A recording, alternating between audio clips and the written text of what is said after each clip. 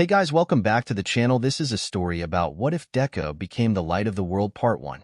If you guys enjoy this what if and want to see part 2, comment down below. And let me know before I start. Please do support for more awesome content and leave a like. And don't forget to subscribe to my channel. And also share this video with your friends and check out the description in my playlist. The author of the story 𝗧𝗵𝗲 from fanfiction. So let's start the video. Namiri Kiyama, aka the pro heroine Midnight, was perceived to be many things. A woman of loose morals, a crazed sex fiend, a danger to the moral standards of society, the reason for the national referendum limiting the amount of skin a hero costume could show. Well, the last part was very true. She was a woman who knew what she enjoyed. She enjoyed being away from it all, and here she was in Fukushima, enjoying the nice mountain air. It had been a rough year and a half, to say the least. She found herself in need of a reset after discovering that children would never be in her future. It had been a devastating blow, as it was something she wanted for the future, and it was something her fiancé had wanted for the future as well. Her life had been on the verge of a dream state. She was a UA graduate who had shaken up the status quo. The topping on the cake was that she had found the love of her life. He wasn't a pro hero, and they had met at an art show, his art show, to be exact. It had been a whirlwind of romance, love, and fun. It had been everything she ever dreamed of. 𝗬𝗏𝗄𝐻 was known for his impulsive nature, which was a facet of him, but she found the other side that wanted peace, stability, and, most of all, her. Not the pro-hero Midnight, but Namiri. When they lie in bed and talk of the future, it comes down to family. When she had received the news, she feared that it would all come crumbling down. She was so scared to tell him.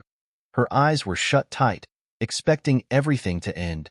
When his arms slipped around her shoulders, his whispers of it would be all right, that they would figure it out together was all she needed. He had left to go on a tour of America, but he never made it. His plane had gone down over the Atlantic with all hands lost. When she heard the news, it just left her on the floor in a heap. All she could do was look at her engagement ring and cry. Her dear friends Hisashi and Shota were there for her, doing their best to care for her in her hour of need. They stood by her side as she planned the funeral, as Adam had no family. It was when his attorney told her that everything was now hers that she was in shock. Adam had made a will naming her as his sole beneficiary the day after she had agreed to marry him. He had never doubted their love for each other.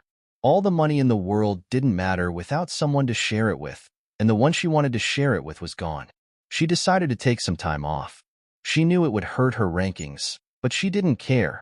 She needed to regroup, to recenter herself. She finished her PhD in psychology, majored in art history, and found peace hiking in the mountains.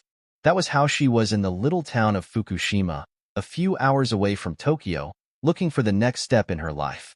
She sat atop a hill, setting her pack down, and waited as the stars filled the sky. A friend of hers had told her that one of the largest meteor showers was supposed to be here, and one thing Adam loved was a good meteor shower. He had proposed to her on this same hilltop during one. She could still feel the loss as she sat there. She let herself grieve and miss him. She laid back, her head resting on her pack, and waited. It was spectacular after it began. She talked to him as if he was beside her, her mind imagining his voice and response. Suddenly, there was a huge roar as something passed right over her. A ball of fire filled the night sky as it crashed into the valley below. A thunderous explosion nearly knocked Namiri off her feet. She grabbed her pack and began to make her way down the mountain. She feared it was some aircraft that had crashed. While her quirk would not help her, she was still a pro-hero, and they ran into danger, not away from it. As they approached the site, Namiri surveyed the destruction caused by the meteor. The trees had been completely sheared off, and their tops were scorched. She realized that there was surprisingly little fire, considering the impact. The broken treetops didn't look like they had been cut off deliberately. The possibility of an aircraft crash is becoming more likely. She pulled out her phone, ready to radio it in as she moved closer. She approached the impact site carefully but moved quickly, hoping she was wrong. She came through the tree line and froze. There, embedded into the mountain's base, was some strange metal craft. Namiri had never seen anything like it. There were no torn pieces or debris. There was nothing on this planet that could have fallen from the sky, and survived such an impact intact. That last thought made her panic. Then, there was a brilliant blue flash.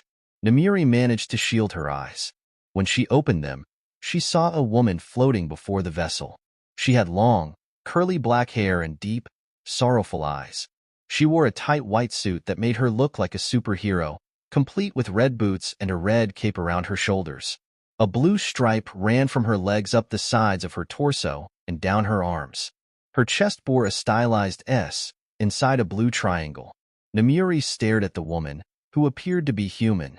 It was feasible that they were a hero from a different country, but Nomiuri didn't recognize them. Despite the person's stunning appearance and composure, Nomiuri had never seen them. Their beauty could have easily landed them on lists of the most attractive people, but Nomiuri remained unsure of their identity. Nomiuri hesitated as the woman's gaze fell upon her, and the woman floated down towards her. Nomiuri's hero instincts kicked in, and she took a defensive posture. When the woman's foot touched the ground, her image shimmered. It was revealed that this person was not there but some projection. Nomiuri was shocked. If this was some technology, it was far more advanced than anything she had ever seen or heard of. It made her think that maybe this had something to do with Island. Perhaps some rogue experiment has gone wrong. The unknown woman began to speak in a strange language, gesturing towards the ship. It had a pleading tone to it, like there was something very important. There is something with the ship? Nomiuri softened her stance. Is there something inside the ship? The woman seemed just as confused by Nomiuri's words. The woman closed her eyes, and a blinding pulse of light began to build inside the woman's core. The light erupted as Nomiuri's gas flooded the area. Field of white. Everything around Nomiuri was blinding. Slowly, her vision returned, and she stood on a balcony looking at an alien world. As she looked out over the landscape, the first thing that caught her attention was the red sun. It bathed the jagged landscape in a strange hue. She looked at the spires surrounding her. They twisted and rose at odd angles that were just impossible. The sound of footsteps pulled her attention back. She turned and saw the woman walking towards her again. Nomiuri reached for her quirk. It was there, but she couldn't find anything to pull. The woman paused as she looked at Nomiuri. 𝗵𝗃𝗧𝗵𝗲, her voice rang out.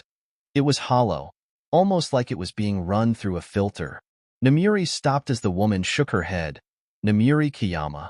This time, it sounded clearer and more natural. Who are you? Where are we? Nomiuri said, still cautious. I am Lara Lorvan of the House of El. This is or was Krypton, she said, gesturing to the world behind Nomiuri. This was my home. Was? The landscape around her memorized Nomiuri. We were an advanced civilization, but we grew beyond our means of supporting ourselves. Like fools, we began to mine the planet. It only postponed our demise. Lara looked at Nomiuri. My husband Jor-El tried to warn them. He tried desperately to tell them that their course of action would lead to a planetary collapse, but they wouldn't listen. What happened? Nomiuri asked. The core of the planet collapsed, Lara said. Nomiuri heard a massive crash as towers began to fall to the ground. There was nothing we could do. Our civilization was doomed. As she led Nomiuri into the building, Nomiuri heard a baby's cry.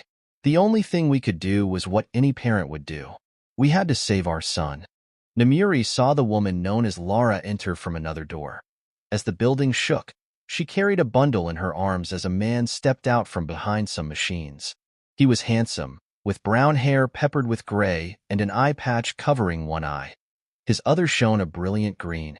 Nomiuri noticed that he had the same stylized S on his chest. Nomiuri watched as the other Lara pulled back the blanket to reveal a baby. She watched as the woman shed tears and kissed her child goodbye before handing him to her husband. She watched the man repeat the process. The room's floor opened, and out rose a vessel, just like the one that fell to Earth. She saw them place the child into the ship. We had to do what we could to save our son, Lara said to Nomiuri as he watched the ship rise into the sky and blast free of the planet. Once again, everything faded away, and now Nomiuri and Lara were above the planet. Nomiuri saw the ship come roaring past them, then the most horrendous sound that would come to haunt Nomiuri's dream. Nomiuri turned and saw the planet implode. 𝗵𝗃𝗧𝗵𝗲, my child, is the last survivor of our world. He is alone.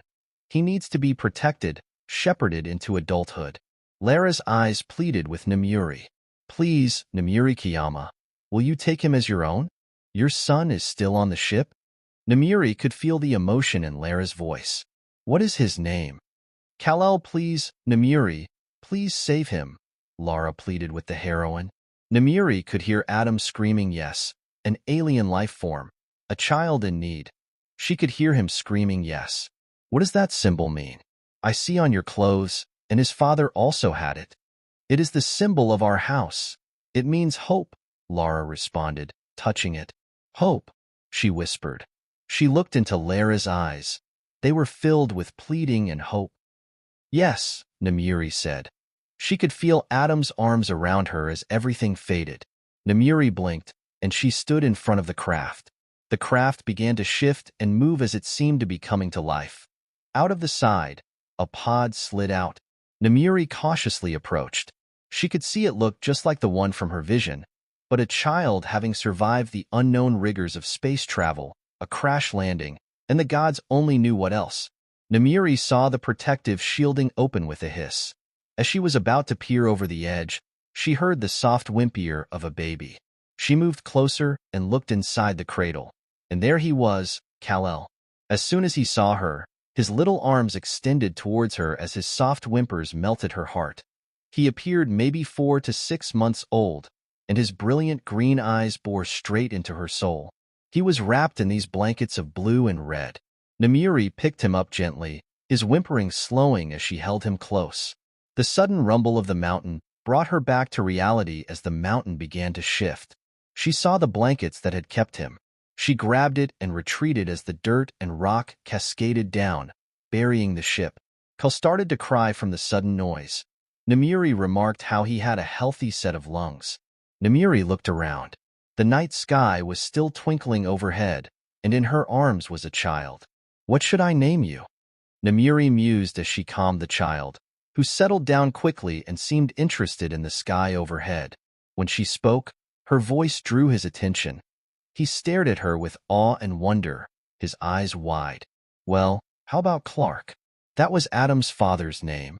She couldn't help but giggle as he seemed to shake his head and began to babble at her. Oh really? 𝗵𝗵𝗧𝗵𝗲 smiled at the child. You don't say? Well, how about Izuku? That was my grandfather's name, which was very special to me. She took the child's happy babble as approval. Now, my little Izuku, we must bring you to life. I could say that I gave birth to you at home. It has been about 15 months since since he has been gone. Only a few people know about my inability to have children, but Hisashi and Shoto will back me up. I need a doctor we can trust and who may be willing to lie for me. Thankfully, I know just the one.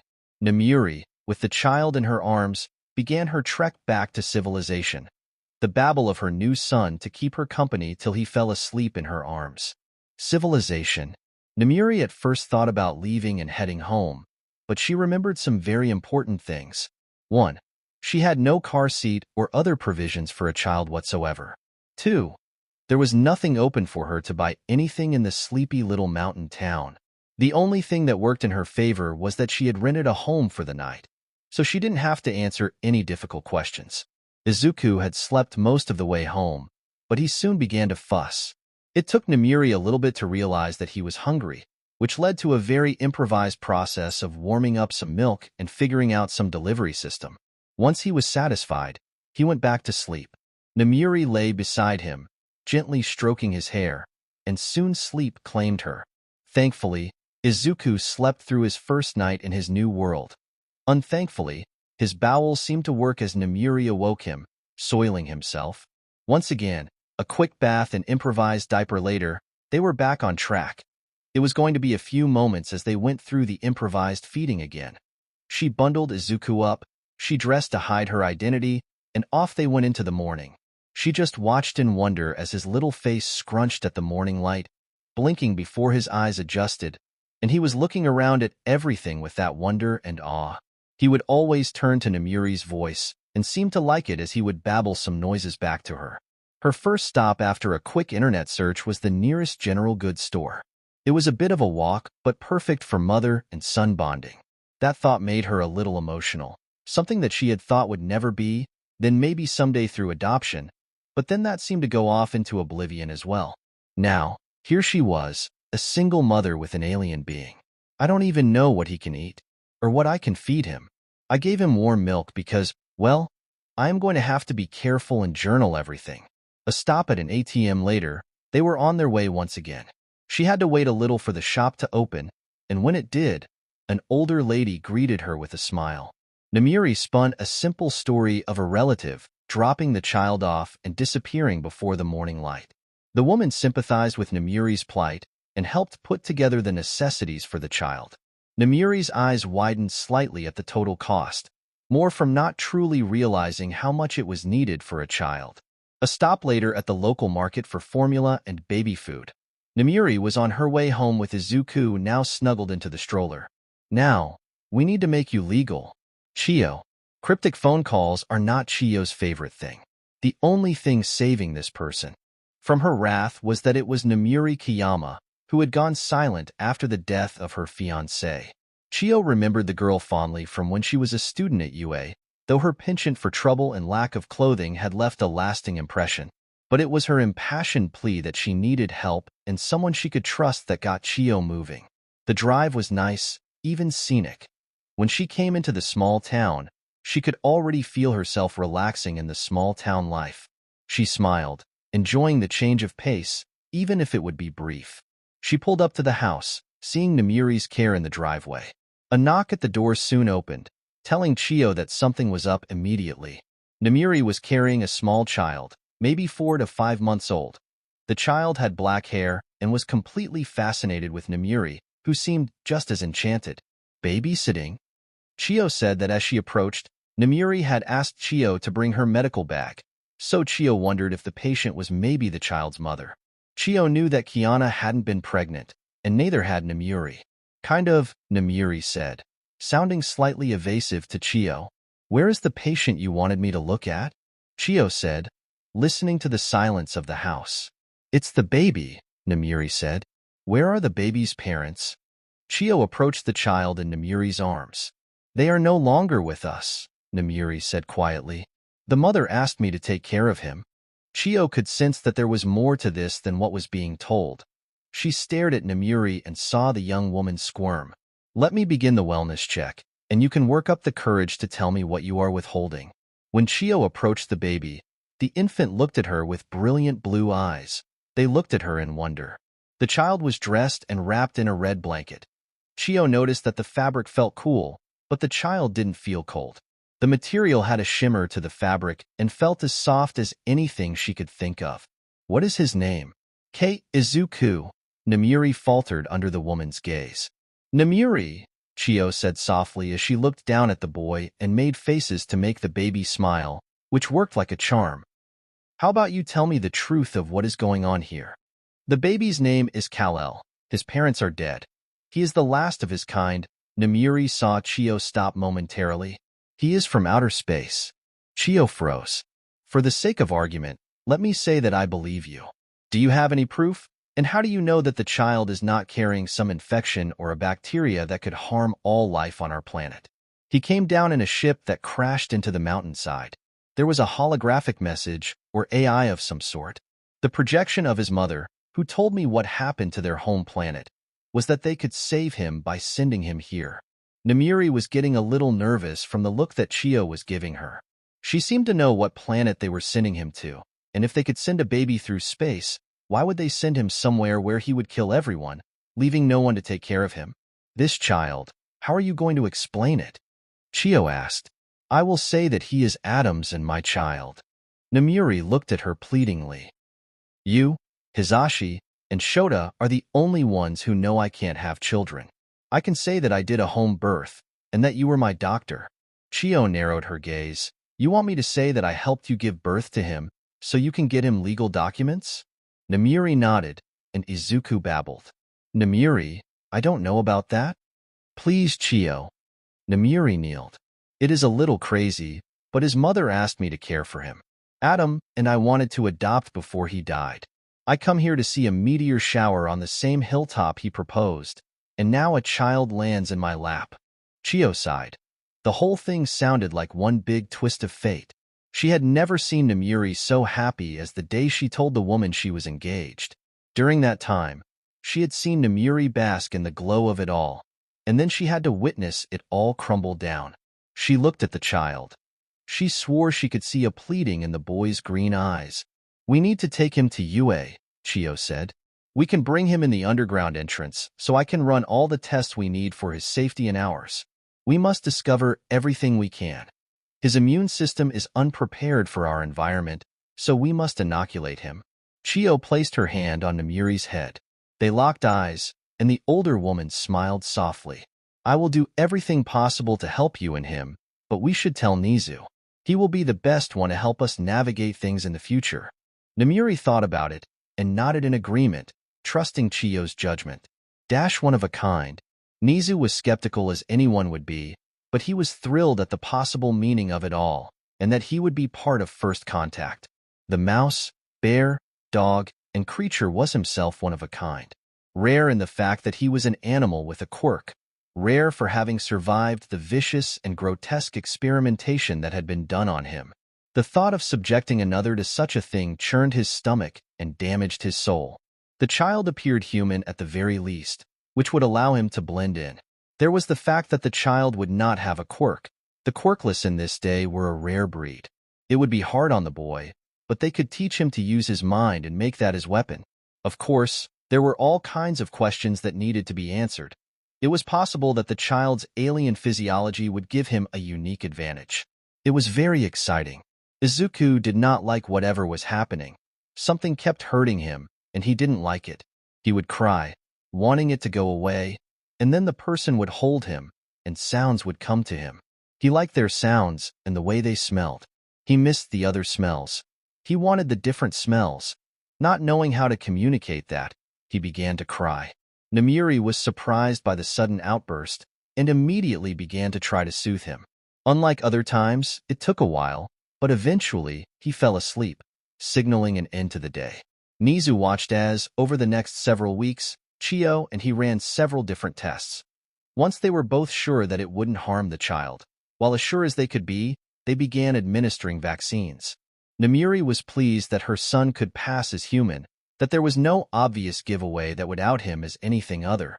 His heart was slightly larger than normal humans, but it seemed in proportion to the rest of his body. However, it was something they would have to monitor just in case. His DNA was being sequenced, and everything else would have to be monitored and recorded over time. She did get a good chuckle over watching Nizu and Chiyo arguing over private tutoring and schooling like two grandparents. Between the two of them, all the appropriate records were backdated. All the necessary paperwork was filed, and Izuku Kiyama was officially registered as a citizen of Japan. Uncles Shota and Hisashi were in shock, to say the least. The news that 𝗵𝗲𝗄 had laid upon them had stunned them into silence almost as much as when she called them over, and the child was in her arms. She was surprised when Hisashi spoke against him, as he began to go into various alien experiences, how the baby was going to take over the world and enslave them all. Shota just looked down at the child.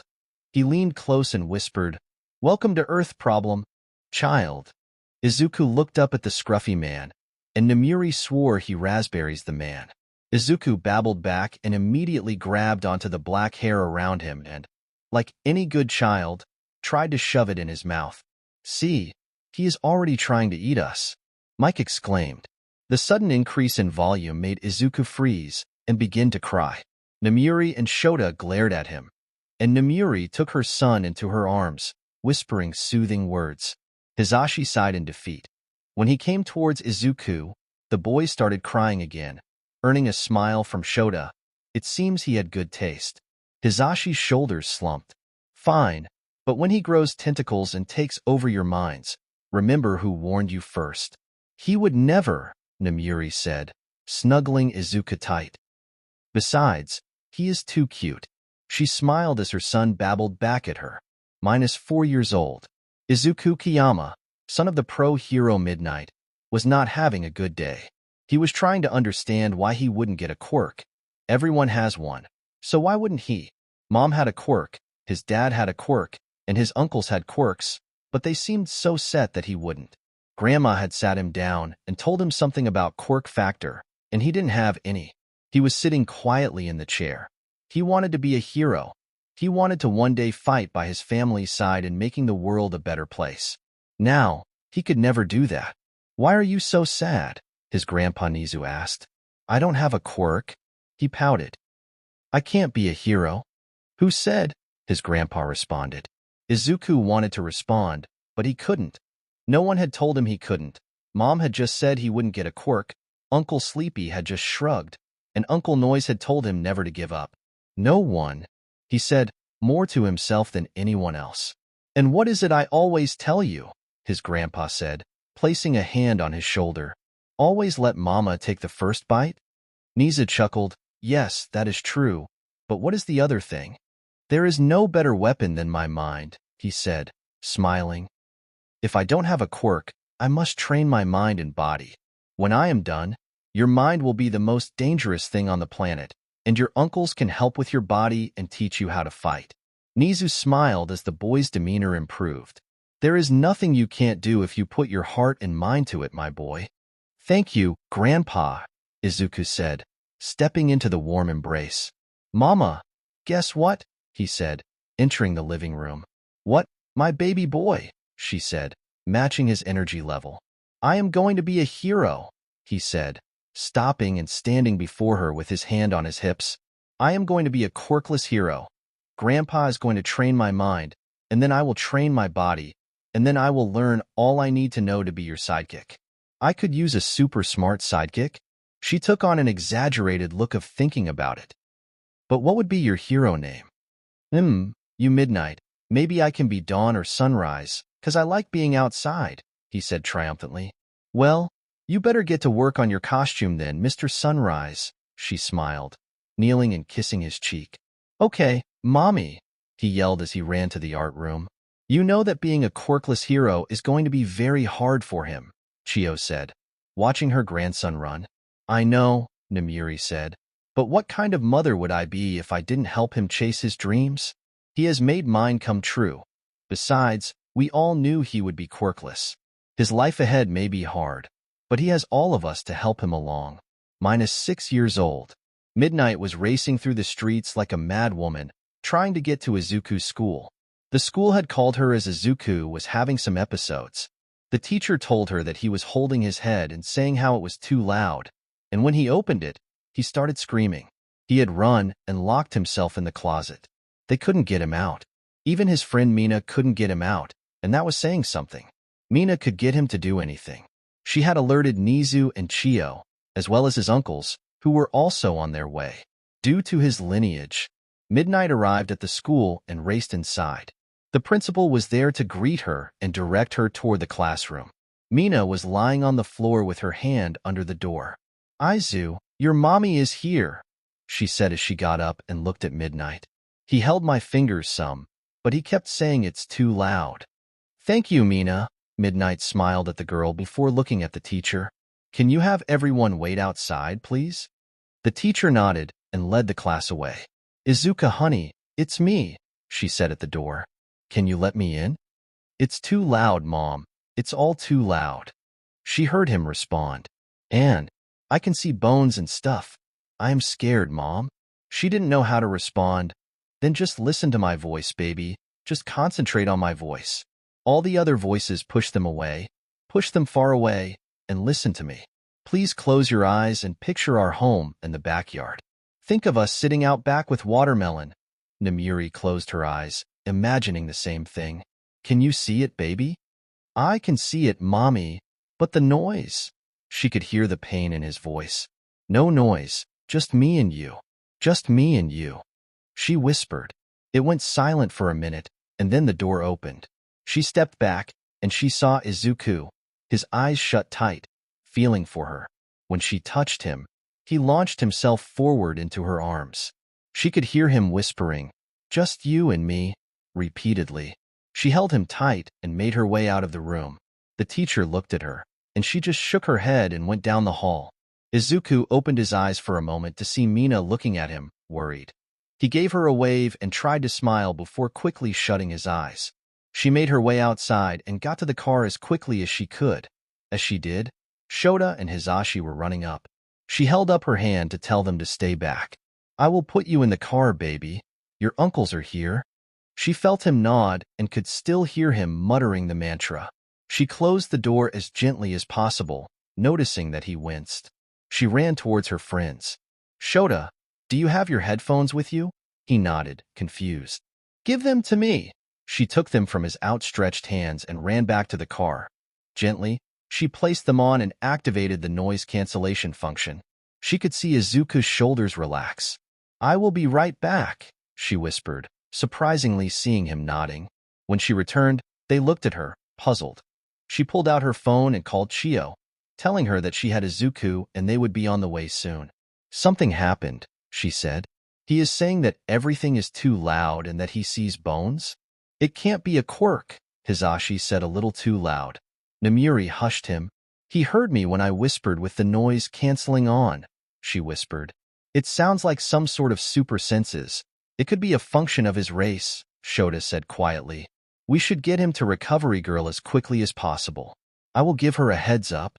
Hisashi was going to say something about an alien takeover, but he could see that it would go badly too. Izuku had been the sweetest boy all these years. There was no way he would do something like that. "Go. We will be right behind you," he said. Nomiuri nodded and headed back to the car. Off they raced towards UA. Chiyo got everything ready to receive her grandson. She set up a sound dampener, hoping that might ease his suffering. When they came in, she had never seen him so scared before, and it broke her heart. When they got him into the area with the sound dampener, she saw him relax more, though his eyes were still shut tight. It took several hours for them to get his hearing manageable, and then they started working with his vision. It took some tests and maybe a promise of katsudon and cookies to get him to open his eyes. He said they looked normal, but then he started panicking as he told them there was no skin, and then their muscles were disappearing. Nomiuri took his hand, allowing him to feel her skin, which helped to calm him down. It was Chiyo who thought for a moment before coming back with a lead apron and asking him to open his eyes. Her theory proved correct when they figured that he could see through things like an X-ray. She was able to calm him down more and explain what was happening. It continued like this. After they got him some glasses with thin traces of lead, his vision could come under control. Then his sense of smell started to act up, and before long, they had addressed all 5 of his senses. Once the fear had passed, Izuku immediately proclaimed that he did have a quirk, super senses. He was so excited he didn't notice the look his family gave each other. Izuku was in an isolation room as his family gathered around. "Is he going to be okay?" Nomiuri asked, looking at him playing in the room. "Yes, as far as I can tell. Where there are quirks that enhance a single sense, he appears to have all 5. X-ray vision, there has been a case before. We need to train him how to use it so when he gets older, he doesn't get accused of being a peeping Tom." Chiyo leaned back in her chair. "We don't know what other things may develop due to his origin." "You should tell him," 𝗧𝗪 said. Nomiuri looked at him surprised and began to shake her head. "Nomiuri, strange things are happening. This is not the result of a quirk.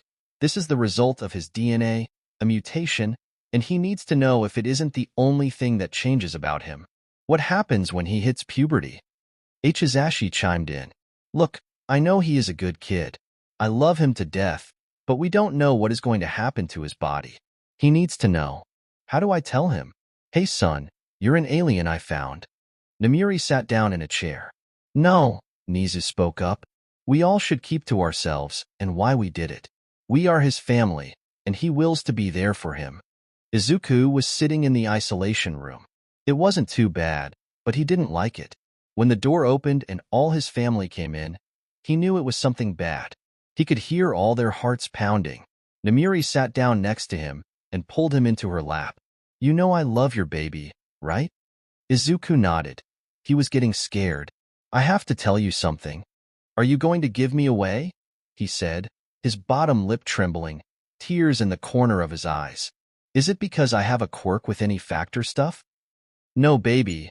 I will and would never give you away, but I have something very, very important to tell you." She made sure he had calmed down some. You know how babies come out of mama's bellies, right? She asked. Izuku nodded. Like Mina's mommy and Mina's baby brother? Nomiuri smiled and nodded. Yes, you didn't come out of my belly. Out a different mommy's belly. Nomiuri was choosing her words carefully. I met your birth mommy, and something bad had happened, and she wasn't going to be around to take care of you, and she asked me if I would take care of you. But you, my mommy, right? I don't want to go with the other mommy. You're my mommy. Izuku started crying, holding on to Nomiuri. I don't want another mommy. He was pleading with her. Yes. Oh, my baby boy, yes, I am your mommy. I will always be your mommy. She hugged him tightly against her. I am telling you this because not only did you not come from my belly, but your other mommy loved you so much that she sent you from really far away to keep you safe. How far? He muttered, holding her tight. 𝗧𝗪 nodded at her to continue. She sent you from the stars, she whispered. From the stars, he said, his head coming up some. Like the moon? Like the woodcutter story? Even farther than that, Nomiuri responded. So far away in the stars that we don't even know where. I'm an alien, he exclaimed. Suddenly, he looked directly at his uncle Hizashi, who smiled and nodded at him. Is everyone else an alien? No, sweetie, Nomiuri smiled. But we love you so much. You see, mommy can't have any babies, and you came to make me a mommy. It made me so happy, and I love you so much. I love you too, he responded, snuggling back in. Is that why you said I wouldn't get a quirk? Yes, baby. But what happened today, he said. That we don't know, Nizu spoke up this time. We don't know why it happened, but it did happen, and we need to be careful of what happens going forward. Nizu knelt in front of Izuku. Can you do that? Can you be careful and not tell anyone about being an alien? It could be very dangerous for you and your mommy. Like the TV shows I watch with Uncle, he said innocently. Nomiuri scowled at Hizashi as he ducked behind 𝗧𝗪. Yes, like the shows you watch with Uncle that I am going to talk to him about later, Nomiuri said. I can do it, I promise. He looked at his mommy. Can I still be your sidekick? Of course, sweetie. You can do anything you want to, she said, squeezing him tight. Let's just hope this is the only strangeness we have to deal with, 𝗧𝗪 muttered. -8 years old. I told you to check the tires before we got on the road, 𝗧𝗪 yelled. And I told you I did, Hizashi yelled back. Would you two stop fighting and just change the tire? Nomiuri yelled back. Izuku giggled. Do you need help, Uncle 𝗧𝗪? Yes, come hold the lug nuts for me. He glared at Hizashi as he exited the car. They could hear him pleading his case to Nomiuri as the car door closed. Izuku could hear them clear as day, of course. So the trick to changing a tire is to ensure the jack is secure, and before you lift it, you loosen the lug nuts, 𝗧𝗪 explained. Izuku nodded, staring very intently at the whole process. 𝗧𝗪 enjoyed explaining things to the boy. He would ask good questions and seemed not to have to be told more than once. The camper was up in the air, and his uncle was changing the tire when a loud crack was heard, and the camper tilted and fell towards 𝗧𝗪. 𝗧𝗪 instinctively tried to grab Izuku and dive out of the way when suddenly the camper stopped. Nomiuri and Hizashi jumped out of the car, and they saw Izuku holding up the camper. They were all looking at each other. He looked rather sheepish, like when she found him sneaking a cookie one night. Hi, Mom, was all he said. -9 years old. We aren't supposed to climb trees this big, Mina, he protested. But my kite is stuck in the tree, she protested. Come on, Izu, don't be such a baby. If we get caught, we won't be able to go to the beach, he protested. Then we just won't get caught. She smiled and started climbing. You be a lookout. With your super senses, we will be just fine. We are so going to get in trouble, he said. No, we won't. That's what you said when we tried to sneak out to catch the monster in the garden, he retorted. How was I supposed to know that wasn't a monster, just your Uncle Cat? She yelled down to him. I don't know, because I told you so, he said sarcastically. Whatever, she giggled. The tree was big, much bigger than any tree she had ever climbed, but she wouldn't chicken out now. She kept climbing. Once she reached the branch of the evil tree that had stolen her kite, she began to shimmy along the tree toward her prize. Almost. It was just mere fingertips away when crack, the branch broke. It was in slow motion for both of them, the realization that she was falling and the realization he had that she was falling. Ever since he had gotten his super strength, he could jump high, but it was still hard to control, but he couldn't let Mina fall. He had to catch her, and even if he got in trouble, they would get in trouble anyway. He jumped and caught her in his arms. "I got you." Mina was shocked, but then she realized they weren't falling. "You got me. But who's got you?" Izuku realized they weren't falling. Instead, they were floating there with her in his arms. "I can fly? You can fly?" Mina looked around. "Holy hell, Izuku, you can fly. That's great. How do we get down?" he asked. Think about going down," Mina said quietly. "But slowly," she added. Izuku did that, and they floated down. It then turned into a game of trying to fly. He wasn't very good at first. He still wasn't very good when they were done, but he could do it some. When they returned to his house, he thought of how to tell his mom, but thankfully, Mina did it for him. "Auntie Nim, Izu can fly," she yelled, breaking into the house. "He can what?" she yelled, running into the entryway. "Hi, Mom," he said, -10 years old. Midnight was in her office, feeling rather tired from the grueling patrol. The only thing she was waiting for was Mina and Izuku. They were coming to her office so they could go to dinner. She heard her assistant yelling as her hero alert went off. "Auntie Nim, Auntie Nim." Mina came bursting into her office. She could hear the panic in Mina's voice. Her uniform was dirty and torn. "Oh my God, Mina, are you okay?" Midnight ran out from behind her desk. She looked past expecting to see her son. She hoped to see her son, but he was right there. "Where is Izuku?" "We were walking home, and this guy came crashing onto the street out of nowhere. He had all these muscles, and he was throwing stuff. He threw a mailbox at me." Mina was breaking down into tears. "And Izuku got in the way." Namiri ran past Mina, yelling at her assistant to see the girl as she hit the streets. She heard the sounds of battle coming from around the corner. She saw the water hose heroes, Daiki and Hana, were down and severely injured. Standing before them was a young boy around 10 in a familiar limited edition All Might hoodie. She was frozen until she saw this monster attack her baby boy, and she immediately sprang into action. She saw the monster swing a post at her baby. She screamed for him to move. What she saw was the post wrapped around her baby boy, how braced against the impact. She saw him yank the post away from the villain and return the favor, sending the villain flying.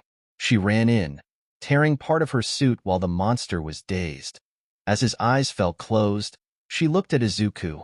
"Rooftop my office," she mouthed to him. "Now." Izuku nodded and took to the air, escaping as more heroes emerged. When she came in, she saw him hugging Mina, who was crying. "Hi, Mom," he said quietly. "Mina and Izuku, what are you trying to tell me? That you are from outer space?" Mina sat on Izuku's bed, staring at her best friend. "Shhhhh," he said, looking around. He knew they were home alone. His mom had sent them home after the craziness of the day, and their evening plans had been canceled. "Mina, I don't have any proof. All I have is what my family told me. I don't have a quirk. This all because of..."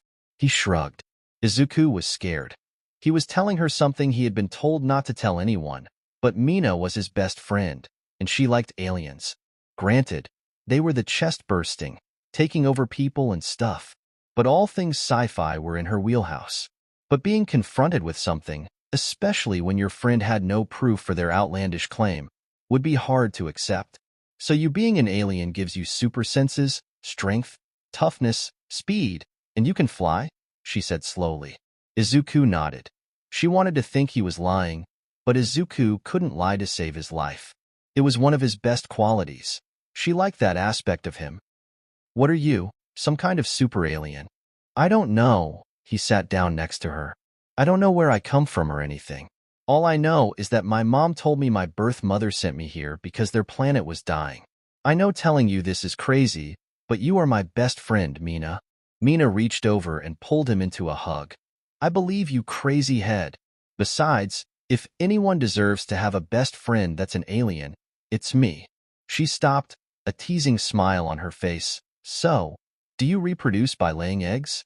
Izuku began to sputter and couldn't even get a word out. They were just strangled noises as Mina tilted her head back and laughed. 𝗬𝗧𝗵𝗲. Nizu hung up the call and leaned back in his chair. Izuku had changed yet again. Now, he seemed to have developed invulnerability to go along with all his other abilities. It was easy to see that the boy was becoming a force to be reckoned with, even a possible danger should this continue to develop.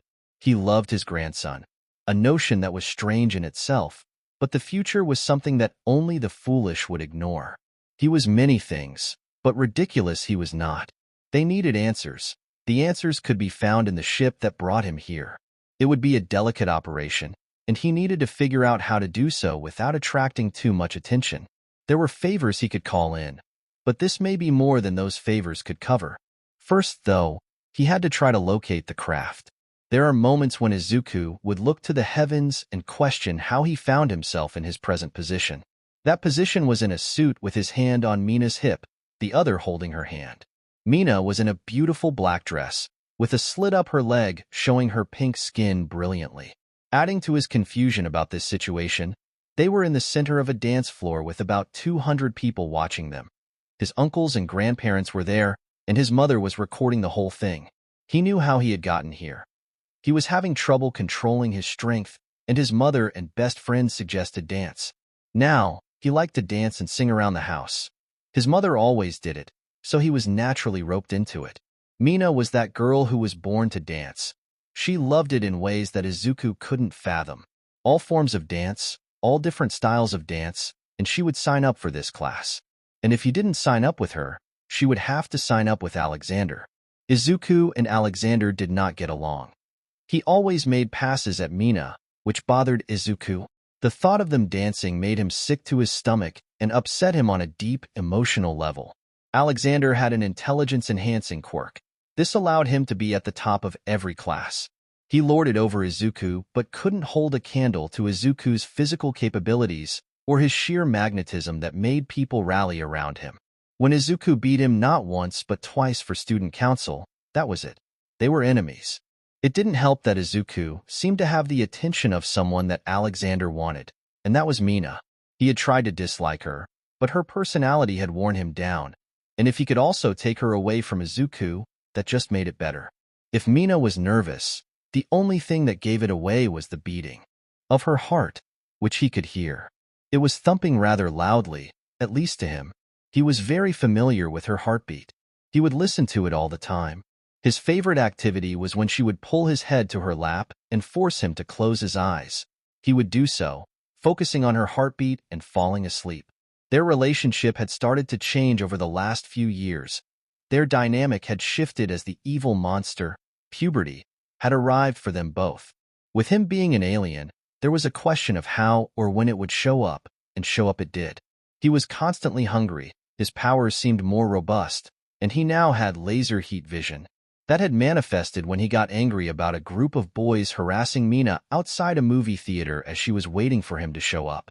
They never saw the movie that day, as in the end, he had to sit with his eyes closed as they waited for his mother.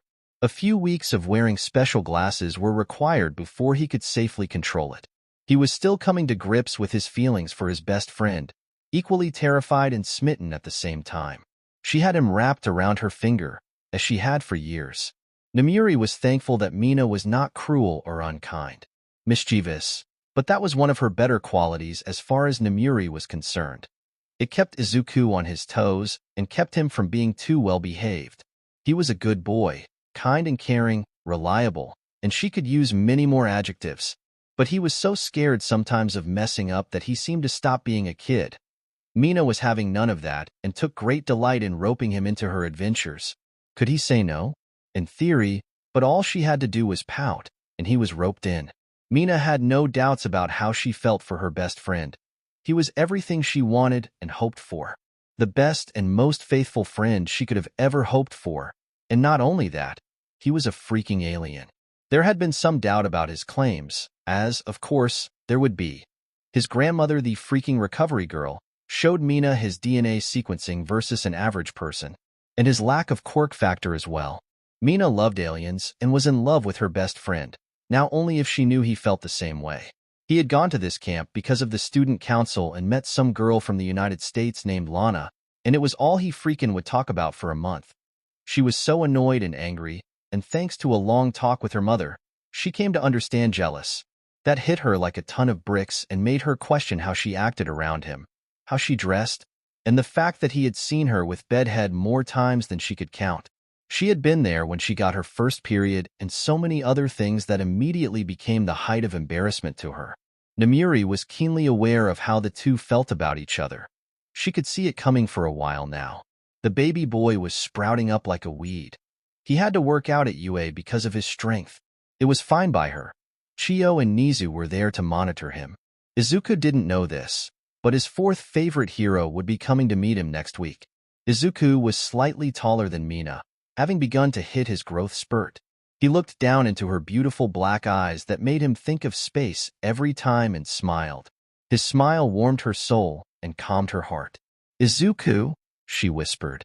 "Yes, Mina," he replied. "If we win, there is something I want." "Are you going to tell me what that is?" he replied. "Nope," she smiled as she popped the pea.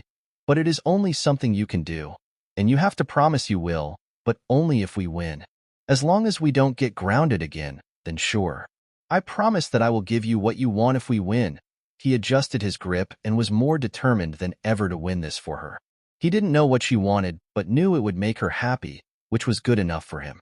Now dancing the tango, Mina Ishido and Izuku Kiyama. The announcer called out as the first beat of the music hit. Mina was very talented and highly graceful, and also a natural performer. Izuku had super reflexes and had trained his butt off, dancing with his mother every night. They won the 13 and under category. That night, they all celebrated at the house. Both families had a fantastic night when Mina told him it was time to collect. He called him outside. She had his red blanket around her shoulders, giving him a tremendous hint of part of what she wanted. He just smiled and said, "How high?" "Above the clouds," she said as she placed her feet on his, one arm wrapping around her waist. "Now up and away," she exclaimed as she rose into the air, quickly enough to make her squeal in delight, but not too fast. "You know that is my blanket, right?" he asked. "Yes, but it keeps me so warm when we fly," she whispered. They were coming up on her favorite part as they approached a cloud, and she felt it kissing her skin. Then they broke through, high above the world, above the clouds, the moon shining brightly. "Is this all you wanted?" he asked. "No, I want you to give me a first kiss," she managed to say. She was scared that she would chicken out and wouldn't have the nerve, but she had done it. "I want a real kiss, not a kiss on the cheek. I want you to kiss me, Izuku." "Shouldn't that be with someone you like?" His heart was pounding. He was optimistic that she could hear it even without super hearing. "That is why it has to be you," her voice ringing loud and clear in his ears. "I like you, Izuku, more than as my best friend, and I don't want to wait years for us to say something and end up in some weird friend zone." "I like you too, Mina." His voice may have been a whisper, but it was loud and clear in her head. She stared at him, the corners of her eyes moist. "Then please kiss me, Izuku. Be my first kiss and be my first boyfriend." She closed her eyes, tilting her head. "That was supposed to be my line," he whispered just inches from her. She felt his breath on her lips, then she felt his lips. Up above the clouds, framed by the moon, wrapped in a blanket made of an alien fabric, Mina Ishido had her first kiss with a boy from the stars. It was with her best friend, and she couldn't have asked for a better moment. They just floated there, these lips pressed together. It wasn't some epic make-out. They were young and inexperienced, but it was everything and anything that either could have wanted. It told the other without a doubt how the other felt. He slowly brought them back down, passing through the clouds and floating back to his yard. They were still kissing the entire time, hovering above the ground, when a cough caused them to break apart. Standing there on the back porch were both their mothers. Mina's mother, Kara, smirked. "Say good night, Mina, with your words." "Good night, Izuku," she whispered as he set her down. She looked at the blanket and then at him. "Can I bring it back tomorrow?" Sounds good, he replied. Nomiuri watched the goofy expression between the two as they parted. You are wearing her lipstick, she said, walking back inside, her laughter bursting forth as he went as red as a tomato. Undisclosed location. 𝗍𝗂 stepped out of his car, telling his driver to stay with the vehicle. It wasn't an option, as the armed guards wouldn't let him pass this point. 𝗍𝗂 walked up to the security door and submitted his badge, retinal scan, and paw scan before the doors opened. The next small hallway was the decontamination room, followed by a full body scan. Finally, he was allowed to proceed. The doors slid open, revealing the control center for the whole operation. He watched as the various engineers and scientists were scurrying down below. At the center was the strange triangular vessel of no known planetary origin. It was floating in the room, precisely 6 feet from the ground. The craft was 30 yards on each side and 5 yards tall. Strange lines ran in angular patterns across the vessel, forming a complex grid. The grid had been analyzed, mapped, printed, and expanded, and no function could be derived from it. There was no sort of visible propulsion, no cockpit, or anything else. No substance on Earth had even been able to chip part of the craft, and the fact that it had survived a crash landing from outside the atmosphere with not even a scratch had not filled them with much hope that it would be an easy nut to crack. It had taken 2 years for the craft to be located and excavated in secret, then moved to this facility. 𝗍𝗂 had to reach out to a friend across the sea, someone with the money and the desire to aid in this project. That man came into the room and took a spot next to 𝗍𝗂. Any progress, Lionel? 𝗍𝗂 asked, not taking his eyes off the activity below. Lionel has long, dark brown hair that he takes great care of. He keeps his hair neat, clean, and well-groomed, often combing or brushing it. His well-maintained hairstyle complements his sharp and elegant fashion sense. None, I am afraid to say, my friend, the man responded, his gaze fixed on the same thing. We have the best and brightest at Luthor Corp working on this, and we are sourcing more talent daily. Thanks to 𝐒𝐻's help, they cannot tell anyone what they are working on. She is truly remarkable. Wherever did you find her? South America. 𝗍𝗂 watched as a high-powered laser was brought into the room. Lionel handed him some safety goggles as the room was evacuated, and all the recording devices were turned on. With bated breath, they watched as the laser was powered up and fired on the craft. The craft sprang to life, the angular patterns lighting up a brilliant blue, and the red of the laser where it was impacting the ship started to turn blue. This continued up the beam until it came in contact with the device and exploded. When the smoke cleared, the still glowing blue lines faded quickly. Well, that was interesting. It seems to have self-defense capabilities and somehow grew larger, Lionel remarked. Either there is someone in there trying to hold out, but that is highly unlikely as if they could power up. I would have assumed they would have fled once they were dug out of that mountain. Then it must be some program protecting the ship and whatever it carries. Lionel looked over at 𝗍𝗂, or whatever it was carrying. Are you suggesting that the pilot of this craft is out there walking amongst us? 𝗍𝗂 turned to face the man. This vessel must have come here for a reason. One would assume it was some transport. With the nature of quirks, they could be passing themselves off as having some mutation quirk. Lionel brought his hand up to his chin. Reports from the time of the crash have no unknown or strange person making an appearance. All the visitors to the area are present and have been accounted for. So you're saying that this alien craft crashed into a mountain, and the crew got up and walked away with no one noticing them and no reports of anything strange or weird? 𝗍𝗂's eyebrow raised. That could be the case. We would have never known that anything out of the ordinary had happened if not for a random geological survey we had conducted in hopes of establishing an outdoor training camp for my school. It could also be a tomb, Lionel remarked. They didn't survive whatever forced them to crash, and it is an unknown energy source running a self-defense program. That could very well be the case, 𝗍𝗂 returned to the ship, or they can be in some suspended animation waiting to wake up. The last thing I wanted is that to be the case, and for first contact to be handled by a bunch of idiots in the government. Amen to that, Lionel said with a chuckle. Let's eat. I have some reports for you to review. How is your son doing? 𝗍𝗂 asked as they left the observation room. Alexander is doing good, tops of the class as expected, though I am slightly disappointed in his loss to your grandson for the student council. Lionel smiled. But I will soon move him to the Island location to advance his schooling before he returns. The boy wishes to go to your school. It would be an honor to have him, 𝗎𝗎 smiled. Has he expressed which course he will be applying to? Business, of course, Lionel said with a dismissive wave of his hand. Maybe something in the support as well, with his mind and quirk doing both, should not be an issue. No, many of those with intelligence-enhancing quirks have done so. Either way, he will be a boon to the university. The symbol of peace meets the boy of tomorrow. Izuku couldn't say anything at first. Standing before him was All Might, the All Might, his fourth favorite hero. His favorite heroes in order: Midnight, Eraserhead, Present Mic, All Might, and Recovery Girl would be higher, but she liked to bop him on his head with her cane a lot, and it always stung. He wasn't sure how that was possible, but she managed it every time. All Izuku could only bounce in joy as the hero just smiled and laughed. Midnight recorded the whole thing to send on the group chat. She watched him yell excitement, then shake his hands and close his eyes momentarily. All Might, it is a great pleasure to meet you, he said, his voice cracking a little as he extended his hand. It is a pleasure for me as well.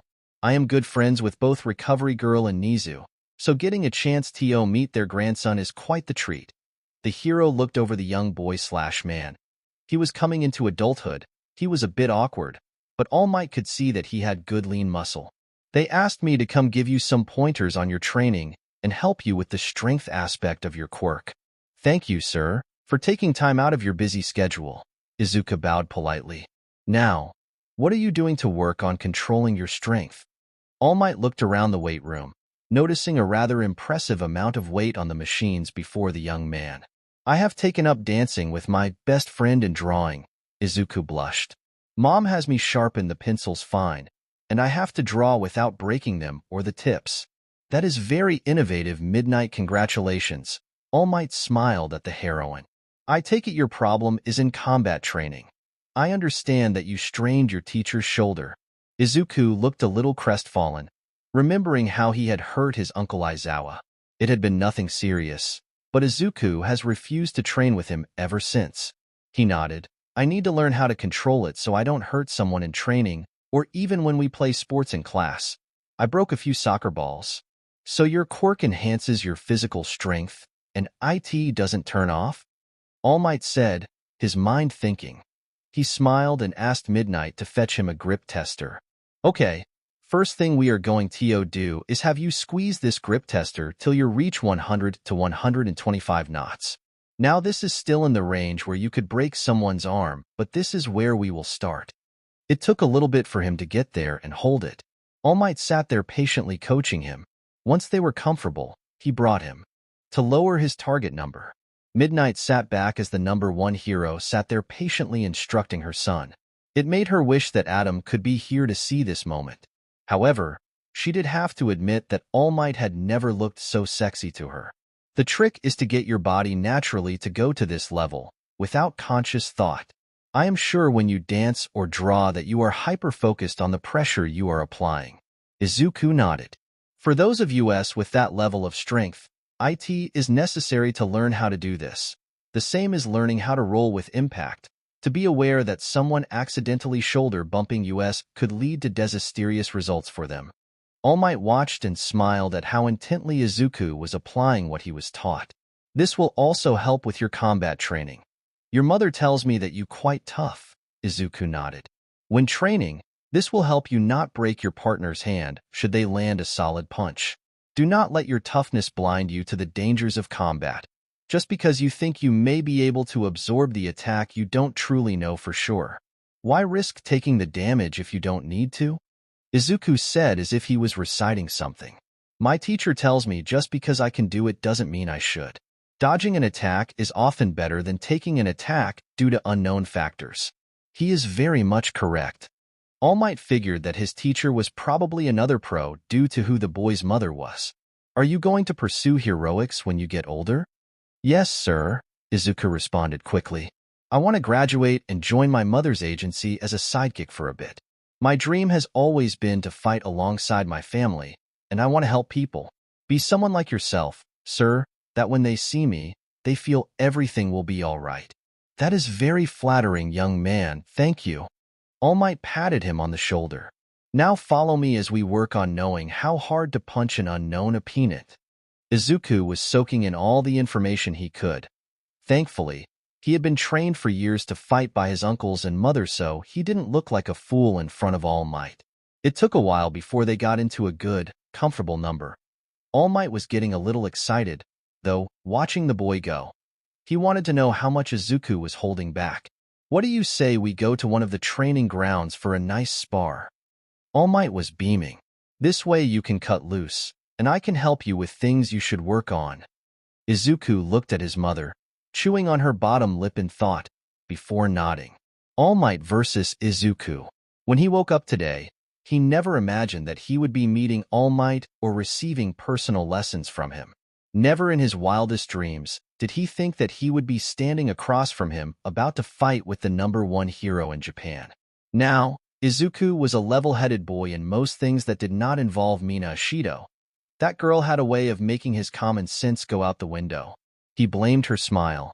He would do anything for that smile. But here he was. He was doing his best to loosen up while muttering up a storm about the circumstances that he found himself in. It took his mother touching his shoulder to snap him out of it. "You are going to do just fine, baby," she smiled, immediately calming him down. "This is possibly a once-in-a-lifetime chance for you to go all out and spar with All Might. If you land a single punch, I will buy you and Mina tickets to Alien World and give you my credit card for the whole trip." She saw his eyes light up. "You can even stay till the park closes."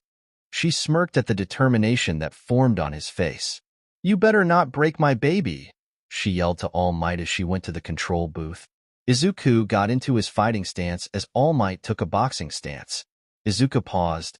"How do we know when to begin?" All Might smirked and made a knocking gesture in the air. Ding, ding. All Might was surprised at the boy's speed. He was damn fast. He saw the boy coming in with a right hook. All Might go to block the blow immediately. He was surprised when Izuku changed levels and instead tried to deliver a straight left to the body. All Might twisted his body slightly to avoid the punch. A blinding fast uppercut came right up the alley at Izuku. He leaned back going into a bicycle kick and felt it hit nothing but air.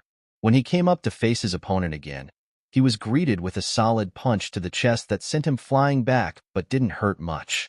He didn't have time to recover as All Might followed after him, putting him on the defensive. A flurry of quick jabs forced Izuku back. The wind pressure that was being generated by the punches was intense. Izuku planted his feet and deflected a left jab, missing a counter right and eating a right jab. Izuku was thrown off balance slightly. The pro hero put on a burst of speed, coming in with a punch to the boy's gut that would indeed send him skyward. Izuku realized that All Might didn't know he could fly. Izuku could dodge, but instead, he made it seem like he tried to escape, only to get caught by the blow. Izuku exhaled and tensed his stomach muscles as he was lifted off his feet into the air. All Might immediately followed him, ready to send him crashing back to earth. The boy was fast and durable, able to think on his feet. Once they were back on the ground, he would test their strength. His eyes widened as he saw the boy right himself in the air. He can fly. People believe that All Might could fly when he was jumping, or as he referred to it, falling with style. Izuku speared the #1 hero out of the air, driving him to the ground. All Might immediately went to throw the boy off, and as he did so, Izuku shifted, latching onto All Might's arm. Using his flight, he brought the pro hero with him. Twisting, he threw All Might face first into the ground. All Might rolled onto his back as Izuku came down with a spectacular downward punch. The pro could block, but the force drove him into the ground. All Might crashed through the city floor and into the sewers. He saw Izuku follow him down. He slipped past All Might's left and landed a solid right hook that sent the pro hero to his knee. All Might was impressed that this kid was a force of nature. According to Nizu, his strength and speed were increasing constantly. He landed a backhand, sending Izuku tumbling back. Now that backhand hurt. Izuku, though, wasn't done. He returned to his feet. Seeing All Might do the same with the trademark smile he gave Izuku, the bring it hand gesture. Izuku raced forward, water parting before him. He threw the most brutal right he could. All Might caught his punch, and when Izuku threw a left, All Might caught that one. Izuku couldn't break free. When he tried to fly up, All Might yanked him back down. What will you do now, young Kiyama? What Izuku did was the pro was not prepared for laser beams shot from the boys, hitting the pro in the eyebrows. The heat instinctively forced the hero to close his eyes. Izuku kicked the pro in the side of the knee. When All Might sank to a knee, he brought his knee up under the hero's chin, snapping the pro's head back.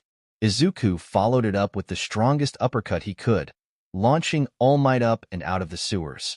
Izuku tried to press his advantage, but the pro hero had recovered. Izuku missed a right as a left counter snapped his head back. He stumbled as a hard shot to his floating rib sent him down to one knee. The pain was intense. All Might had kicked it up a notch. He managed to avoid a left hook that would have knocked him out. He spun to the side and landed a sidekick to the pro. Unfortunately, All Might caught his leg and turned him overhead, sending him crashing into the ground. Izuku scrambled and tried to fly away to create distance. All Might caught his legs and yanked him back into a bear hug. Before Izuku could do anything, All Might slammed him over the head, delivering a German suplex. Izuku was rocked but not out. He hooked his legs around his opponent's shoulders, summoning all his strength. He did a backhand spring, pulling All Might up and over, sending him a crashing head fist into the ground. Izuku was in a high-mounted position. He managed to land some stinging punches to the pro's face before All Might displayed a fantastic feat of flexibility, rolled his legs up under Izuku's shoulders, and then launched him off, sending the boy crashing. Izuku got to his feet, dodged a left, slipped past a right, landed a jab, took a blow to the left side of his body, a blow to the right, a left hook rocked him, the uppercut lifted him off his feet. He felt his leg get grabbed again as he was yanked down. A straight right hand ended the fight, plunging the boy into darkness. Nomiuri raced out of the control booth. She was proud that her son had fought so hard and well against the #1 hero in the country. Angry that that same #1 hero had just brutalized her baby. Scared that she wasn't sure how hard Izuku had pushed All Might. But if he kept growing at the rate he had been since his powers had manifested, then just how strong was her baby going to become? All Might was walking towards the control booth with the young boy in his arms. His eyebrows had been singed off, he was bleeding, a cut above his right eye, and he was bruised. He was astounded by the level of power and the variety of power this young boy had demonstrated. All Might had not used his full strength, but he had used far more than he had expected to secure the victory. This boy was getting stronger and stronger. This power was far beyond a strength enhancement quirk, the flight, the laser vision, the toughness. It seemed like the boy had multiple quirks, and that thought worried him. He would have a long talk with Chiyo and Nizu later. Nizu sat back in the control booth, his hands steepled under his chin. His 12-year-old adopted grandson had just pushed the strongest hero in the country to use at least 50% of his power. That was from Nizu's calculations. He knew from the reports and testing that Izuku was getting stronger. The only takeaway was that if, for some reason, Izuku did go out of control, at least there was someone who may be able to stop him. Had he made a mistake all those years ago? What if Nomiuri was wrong, and he wasn't the only survivor of his world? What if there were more, and they were coming to Earth, not in peace but to take over? Excited was not the word for Mina Ishido's state this morning. When her wonderful, super alien boyfriend had come to her and asked if she would go on a date with him, it was enough to make her smile. When he told her it was an all-day VIP trip to Alien World, that was the point she lost it. When asked how he obtained such an experience for them, he told her about his fight with All Might and the bet with his mother. What Mina heard was that her boyfriend fought All Might for her. She quickly looked around. Her mother was in the kitchen, and her father was out picking something from the store. She straddled his lap and kissed him as passionately as possible. He tried to protest briefly before surrendering. It was such a sweet surrender. She jumped back right as their mouths began to part. A voice in her mind was screaming danger. Her mother, Kara, walked in at that moment. He had super speed, but he was unsure how she looked so composed. "Are you okay there, Izuku?" she asked with what he swore was a knowing smirk. "Yes, ma'am," he fidgeted nervously. So would it be alright if Mina accompanied me to Alien World? I don't see why not, though you need to still talk to her father about the two of you dating. She set the tea down. Izuku's sweat dropped. He forgot about that being one of the reasons he was over at Mina's house that day. He wondered if he could fight All Might again. The pain of being knocked out might be preferable. Mina's father, Max, was very protective of Mina. If you survive? Kara said with a smile as she headed back to the kitchen. Max and Izuku. They were sitting on the back porch. Max was having a bit of fun watching Izuku fidget, but truth be told, he liked the boy. Izuku was a good kid. He only got in trouble when his daughter was involved. In truth, it reminded him of his relationship with Kara. She would drag him into some situation or the other, leading to them getting in trouble. That was what made him fall in love with her. Kara, like Mina, was so vibrant and full of life. Max had no mutation quirk. He could secrete a coating from his feet and hands that allowed him to glide about. It was similar to the acid that Mina could produce, but she could make it from anywhere. Max looked at the nervous young teen and smiled.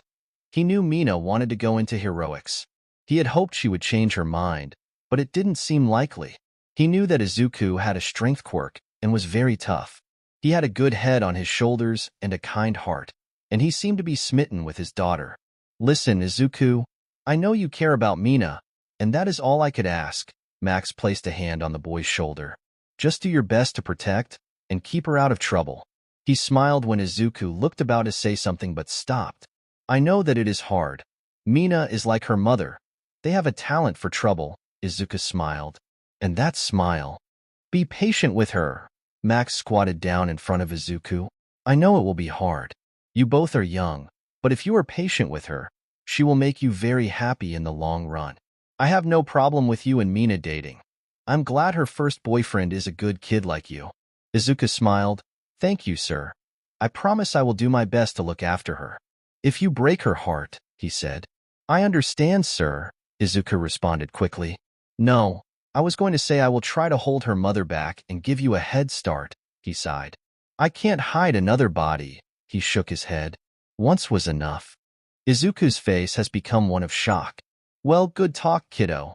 Max patted Izuku's head and walked back inside. Izuku would spend the next few years wondering, X-raying the area to see if there was a body hidden on the Ishido property. Alien World. The entire day was just fantastic. Mina had a blast. Not only had she wanted to come to Alien World when I opened last year, but she was here on a date. Namiri dropped them off before the park opened, so they could be some of the first in line. Combined with their VIP tickets, she was just in bliss. They hit every ride, saw every show, and had a romantic dinner in deep space. They were in a darkened restaurant with the dome lit up like the cosmos. On their table swirled a mini galaxy that was projected there. Over the swirling cosmos, Izuku was mesmerized by his girlfriend sitting across from him. The slight illumination just highlighted her lovely pink skin. The sparkling light just danced in her eyes. He loved the black scara of her eyes. They drew him in. He always felt her eyes were to two beautiful suns that warmed him. He wished this moment would never end. As he watched her amongst the stars, Mina sat across from the boy who she dreamed about. She stared more at him than the surroundings as they rode up the Ferris wheel. He was so content and happy as he looked around. She thought it was so cute how he still showed such wonder when he could fly. The way he had looked at her over dinner and treated her today. She was the princess today, and he her prince. With a smile, he posed for pictures with her, a real-life alien walking amongst them. But he was no monster. He was so kind and gentle. He learned to dance for her to draw, so he could make sure not to hurt her. Fought and trained to be a hero and trusted her with his extraordinary secret. How could she not fall for him? Izuku, she said, calling his attention. Yes, Mina. She saw him blush some and swallow nervously. He watched her get up and cross the cart. She sat across his lap, their faces very close. I want you to kiss me, a real kiss. I want to know if you find me pretty. She gently wrapped her arms around his neck. She shuddered slightly as his arms went around her waist. Their eyes closed, and slowly, they came together. As their lips parted, their kiss deepened, clumsy, but they didn't know better. When he pulled her closer, she shuddered again. His strong arms held her close. Safe, loved, cared for, desired, and other emotions she didn't quite understand. The most important thing she felt was that she was the most important thing to him. The fireworks exploded all around them as they stopped at the very top. They pulled back, both breathing a little heavily. The illumination from the fireworks playing on each of their faces. Mina shifted positions and pulled out her phone to get a photo of them with the backdrop of the fireworks. When she snapped the photo, he pulled her back into another kiss. She managed to get another kiss before the phone was placed down, and she melted back into his kiss. Once the wheel began to move again, she didn't move. Instead, she rested her head on his shoulder, her eyes closed as she tried to absorb his warmth. They strolled towards the exit as the park closed, their fingers intertwined. Izuku, thank you for a magical day. Mina leaned her head on his shoulder. You're welcome, Mina. I would do anything for you, he responded. Why? She responded. You always go out of your way for me. The dancing, getting us grounded. For your smile, he said so simply that the words raced straight to her heart. I would do anything for your smile. It is the best thing I get to see. When you smile, I just know that I will be okay. When all the strange things happened, you were there, talking to me, smiling for me. So when I see you smile, I am not worried about if it will be all right, and I love you. She was speechless. I know it is soon, and you don't have to say it back, but that is how I feel. Mom always tells me she loves me daily, and I tell her the same thing. Tomorrow is not guaranteed, and if I don't see you tomorrow for some reason, I want you to know that I love you. Oh, Izuku, Mina whispered. It's okay, Mina. You don't have to say it. I am sorry if I put you on the spot. I swear that wasn't my intention. He squeezed her hand reassuringly. Repeat it, Izuku. She stopped walking and turned him to look at her. I love you, he said. She closed her eyes and tilted her head back. Again. I love you. Please, one more time, Mina whispered. I love you, Mina 𝗓𝗓𝗄, Izuku said, his voice. She opened her eyes, leaned in, and kissed him tenderly. Never stop telling me how you feel, Izuku. Tell me every day, every morning, and every night, for the rest of forever. I love you, Izuku. Never doubt, never wonder. No matter if this fails or soars higher than you can fly, I will always love you. Never stop growing. Izuku sat there in the room filled with his mother's gas. He stood there, not breathing. He didn't have time to hold his breath when the room flooded. He was supposed to see how long he could last before he succumbed. He knew his mother's quirk well and how it worked. He was okay if he didn't breathe it in. But eventually, he would have to breathe. That was 2 hours ago. He didn't know what to do. He stood there. He knew that they were freaking out in the control room. The monitors on him told them he hadn't drawn a single breath. Well, he couldn't stay here forever. There was something he would have to talk to them about. He might as well get it over with. He was baffled. He closed his eyes and inhaled as deeply as he could. It seemed to go on and on. Opening his eyes, he inhaled all the gas in the room. He looked around as the door opened quickly, and there was his mother and his uncles. He just exhaled, and all the gas flooded out. His uncle Izawa glared at him, and 𝗧𝗓𝗪 sighed and breathed deeply. Hi, Mom. Up above the world so high. The realization that Izuku didn't have to breathe and that his lung capacity was wild, or how his grandmother put it off the charts. They put him in a vacuum chamber. He sat there looking around. He started reviewing his homework and thinking about his next workout. He had memorized the whole workout book that All Might had handwritten for him. All Might had handwritten him a personal workout notebook. Wait, if he could withstand the without oxygen, and he didn't get cold when he flew up super high, could he survive in space? Could he go to the moon? If he could, then he could get Mina an actual moon rock. Would a moon rock be okay on Earth? He would have to research that when he got out of there. He wished they let him have his phone, but it wasn't like they expected him to be still conscious. Why was he still conscious? With all these things happening to him, his strange developments and abilities, he was an alien, and that answer, a simple explanation, was always enough for him. It was always sufficient. It was simple. But what if it didn't stop? What if he kept changing? It was a means to his dream of being a hero, standing by his mother, saving people, and being able to protect those he cared about. He walked over and hit the emergency release button. His head was pounding. He could hear his heart thumping as the doors to the other room opened, and his mother came walking in. If this continued, what would be the result? Needles were not working anymore. He had fought All Might. He was an alien masquerading as a person, hiding in their world. These thoughts never bothered him before. Almost everything he had been able to rationalize as being human. He looked human. He ate, drank, slept, and dreamed. Super strength is a great, useful quirk. Invulnerability. It was hard to get hurt. His family wouldn't worry. Flight, that was cool. Everyone wanted to fly. Heightened senses, which were helpful, were scary when they first manifested, and the combination of X-ray vision was terrifying. Super speed was just a function of his strength. It was okay. Heat vision, not having to breathe, being able to inhale his mother's gas. Freezing breath, that was fun to find out. Now it seemed he could withstand the vacuum of space. What else would happen? He suddenly couldn't breathe. He couldn't think. It was all too big again. It was all too much. He saw the open door and fled. They couldn't stop him. One outside, his panic attack began to increase. He could hear the campus and all the mummers talking. Soon, in the city and beyond, the noise was overwhelming. He grabbed at his head. What if it never stopped? What if he kept changing? Why was he here? Why did his birth parents send him here?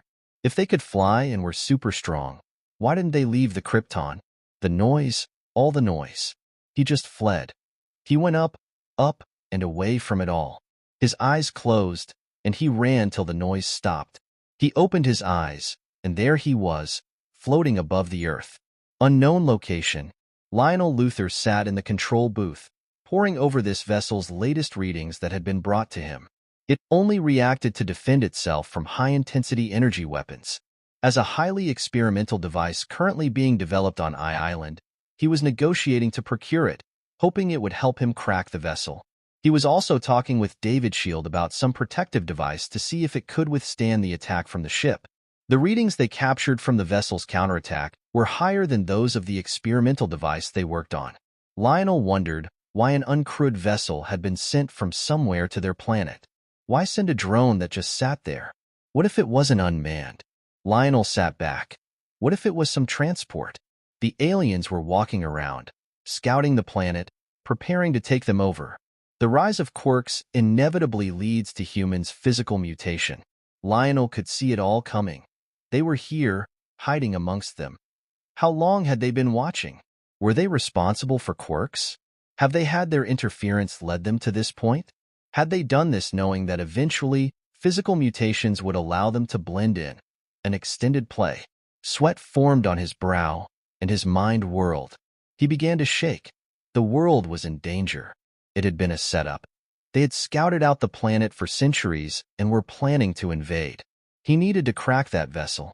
No, they needed a way to identify them. An unknown radiation had been detected from the vessel, so faint it was almost missed. If they could find a way to track it, they could find a way to find these alien invaders, maybe stop them. They needed to find a way. He had to get a hold of Nezu. The future of the planet depended on it. Mina kept frantically dialing Izuku's phone number. It kept telling her he was out of service range. She was in the backyard, frantic.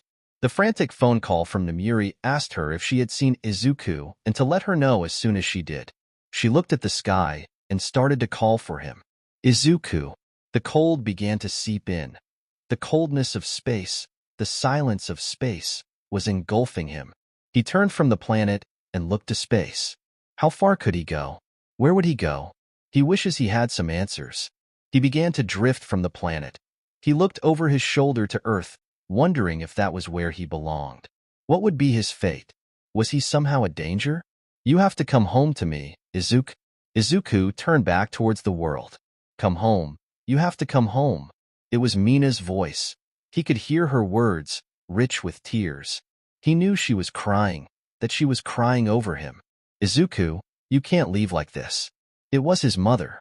You don't get to abandon me like this. You have to talk to me and be here when I go to sleep so I know you are okay. I don't know what happened in there. Talk to me. What troubles you, my son? This time, the voice was right next to him. He jerked in shock and turned, and a woman was floating. She had long, curly black hair and deep blue eyes. Her white suit superhero-looking clothing, red boots, cape, the blue strip on her legs, the stylized S. He had heard her description from his mother, and it was before him. A surge of emotions and confusion ran through him. I wanted to hug her and then shout at her. What would he shout? What would he scream at them? They would have come with him if they could.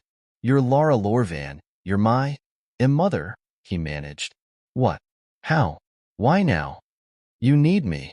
What about all the other times I needed you? Where were you when I started changing? When my X-ray vision manifested? Or super strength? Or all the other weird things? How about the fact that I am floating in space? Or that I don't need to breathe? 𝗵𝗲𝗃 was there. The others were there. Though you may not have seen it, I have been there watching. Like a ghost? Watching me from heaven, he replied. I am not a ghost, nor am I the real 𝗲𝗏𝗺. I am a holographic representation of her. My memory banks have a complete scan of her neural pathways. I am as close to a living representation of your mother as possible. You're an AI designed in the likeness of my mother, Izuku replied. He almost wanted to be a ghost. That way, he would finally meet her or have proof of some afterlife. Why did you send me here? What is happening to me? Am I going to keep changing and morph into something? We sent you here, Kal, because we knew we wouldn't be with you. We wanted to give you every advantage we could, and that advantage was this planet's sun. Lara pointed to a fireball at the center of the solar system. Or people absorb solar radiation. Our home planet Krypton was home to a red sun. In some terms, we were very close to humans. The gravity of Krypton was higher, the days were longer, and the temperature was more extreme. But as you know, species adapt to their home environment. Lara reached out and touched his face. It felt almost solid for a second. We sent you here to Earth because we knew that you could blend in, that your cells would absorb the solar radiation of this planet's yellow sun, giving you powers and abilities beyond even these people and their quirks. Is that the only reason why? Izuku asked. No, listen, Kal-El. Listen to their cries for help. You can help them, my son. You can help more of them than any other person, Lara said as the cries for help filtered up to his ears. He heard the sounds of heroes responding in every language, but not to every call. But I am just one man? Izuku said the thought of trying to save everyone was overwhelming. It was the first lesson that his mother and uncles had beaten him. His grandmother was the worst with it, the notion of triage, which was the first thing. Learning that you couldn't save everyone, no matter how strong or fast you were. You are no ordinary man, Kal-El, but I do not mean for you to try to save them by yourself. They are good people sometimes. They need someone to help show them the way. Your All Might does well, but there is more that could be done. Those left by the wayside looked down and forgotten by society. Lara touched the symbol on her chest. This is the symbol of the House of El. On our planet, it means hope. That is why I sent you here, hope. I hope you will survive and grow to become a wonderful person, find love and happiness, and use the extraordinary gifts the world has granted you to do more than blend in, to be greater than ordinary, to be super. Izuku looked at the AI. His mother's memories and knowledge were in there. Did she love me? She loved you so much, Kal. Lara looked at him with those blue eyes that were so sad. They love you, she pointed to the planet. That girl loves you. Listen to her, Kal. I love you, admit. I swear if you don't come home, I will never smile again. You hear me, Izuku. I will never smile again. Please, baby, please come back and talk to me. Please don't leave me like he did. My world was empty until you entered it. Whatever it is, we can figure it out together. I want to know where I came from. I want to know more. Izuku said to Lara, Where is the craft that brought me? It has been taken. They are attempting to access it to see what they can learn from it, Lara replied. I will now extract it from that location and move it somewhere safe, somewhere you can come and learn. Don't take away that girl's smile, and don't leave your mother alone. But what about me? What is going to keep happening to me? Izuku said he was already floating back toward Earth. You will continue to get stronger, Kal. As long as the sun burns, you will get stronger. Lara smiled at him. But you will not suddenly sprout a second head or 8 limbs or eat your family. You will continue to learn to control your abilities, and I will help you do so. You will not be a danger to them. They will be safe. Thank you, he whispered. How will I know where to find you? What do I call you? My official designation is Brain Interactive Construct to Kryptonians, or Brainiac for short. I will send you a message.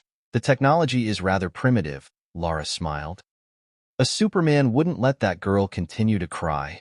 Izuku nodded his head, turned, and flew back to Earth. Unknown location. The sensors began to run rampant. Alarms began to sound as the craft powered up. The chromium-titanium alloy cables began to snap as the craft shrugged them off like a spider web from a tree. Lionel watched in disbelief as everything they had to hold in place began to fail. The sensors had begun to register unprecedented activity within the vessel, and as the scientist rushed to gather readings, the whole base was put on high alert. It was an unparalleled activity. They then detected a very faint signal from the craft. He yelled to know where and what it was transmitting. All they could tell him was that it was sending the signal out of the atmosphere. This was it, Lionel screamed internally. They were calling for the others. The invasion would be imminent. Then everything stopped. The signal for the energy readings was entirely still. Then, the whole craft came alive and moved. They shut the room down, hoping to contain it. From the monitors, they saw strange language appear on the screen, and all the doors opened. The vessel was there, then it was gone. It had escaped, and their radar and sensors lost it immediately. It was there, then just gone. Once it was out of the base, one of the cameras just disappeared from the video. Lionel slumped back into his chair amongst the chaos. The Earth was about to be invaded. It was his duty to protect the planet. He would repel this invasion and show them that the Earth was not theirs for the taking. He walked blindly to his office and picked up the phone. The chipper voice of Nizu sounded on the other end. Nizu, the craft has escaped. Before it did, it sent a message out of the atmosphere. I believe there is an alien invasion imminent. Lionel said into the receiver. We must get ready to fight for our lives and the whole planet. Mina. She stood there staring at the night sky, tears running down her face. A sudden gust of wind made her shut them, and the voice that spoke washed over her. I'm sorry I made you cry. Please don't take that smile away. She turned and saw Izuku standing there. She rushed to him, wrapping him in a tight embrace. She pulled away and hit his chest as hard as she could a few times, then hugged him again. I was so scared, you big dummy, she cried into his shoulder. How could you just disappear like that? Why would you go away? You know I would go with you. 𝗵𝗃𝗧𝗏. Her phone rang. She saw the caller ID read 𝗧𝗏𝗏.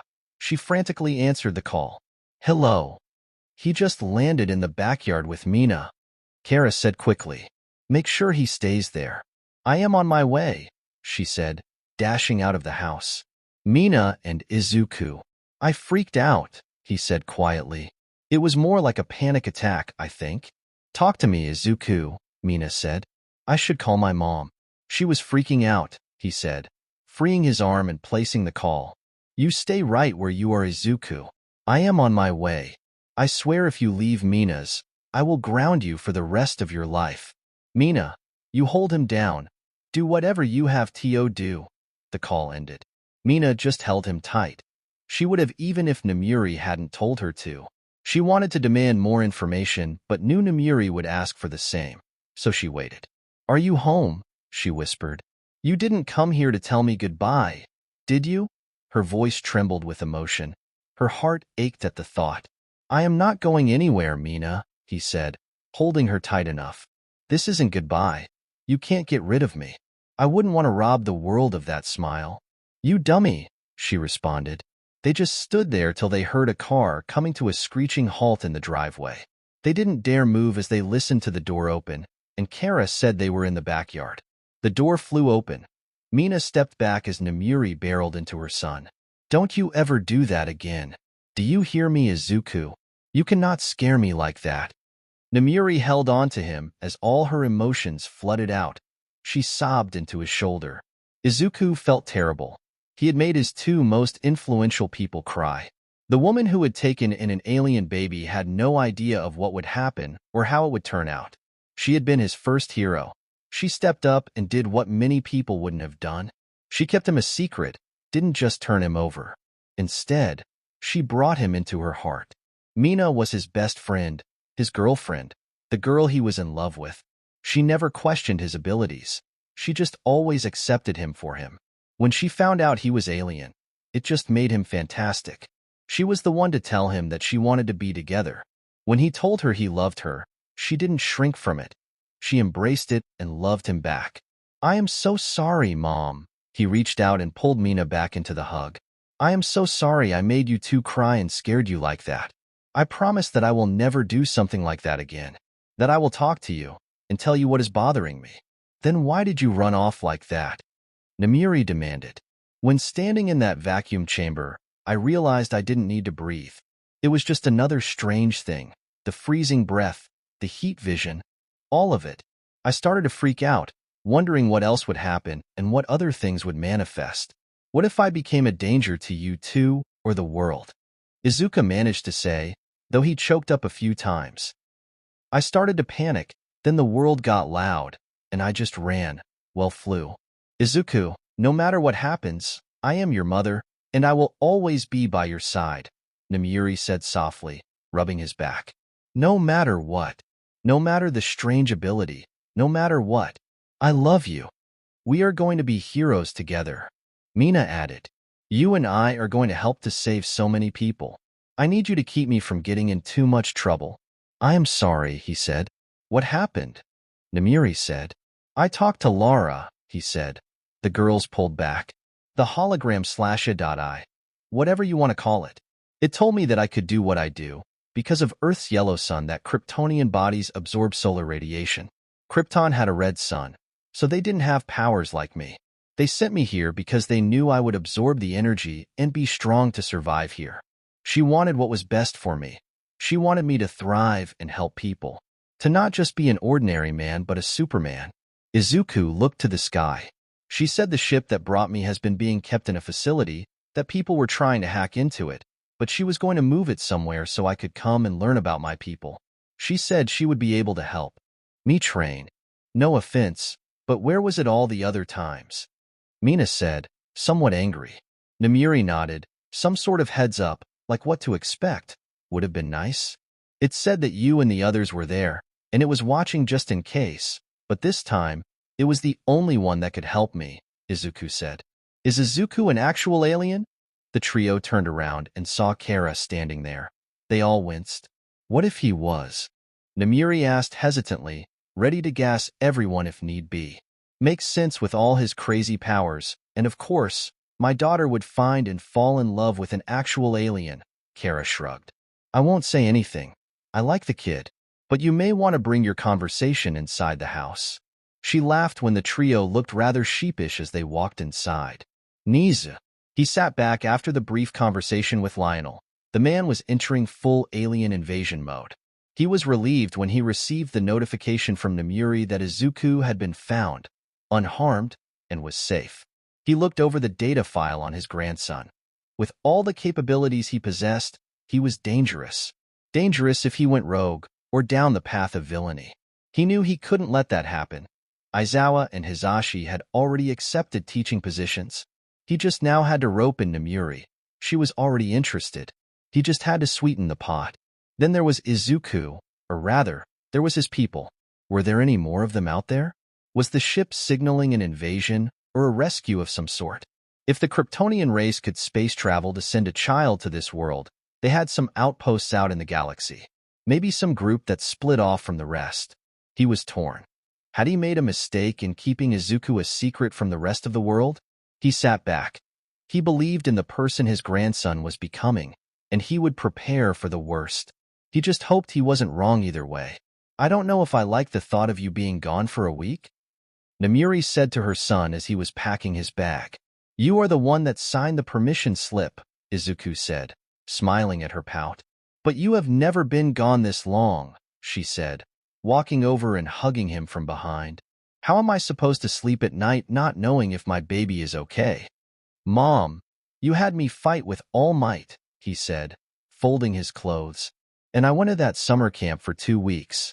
Sure, let me be, she replied, kissing the top of his head, an act itself that was getting a bit difficult. He was growing like a weed. No more growing, she muttered.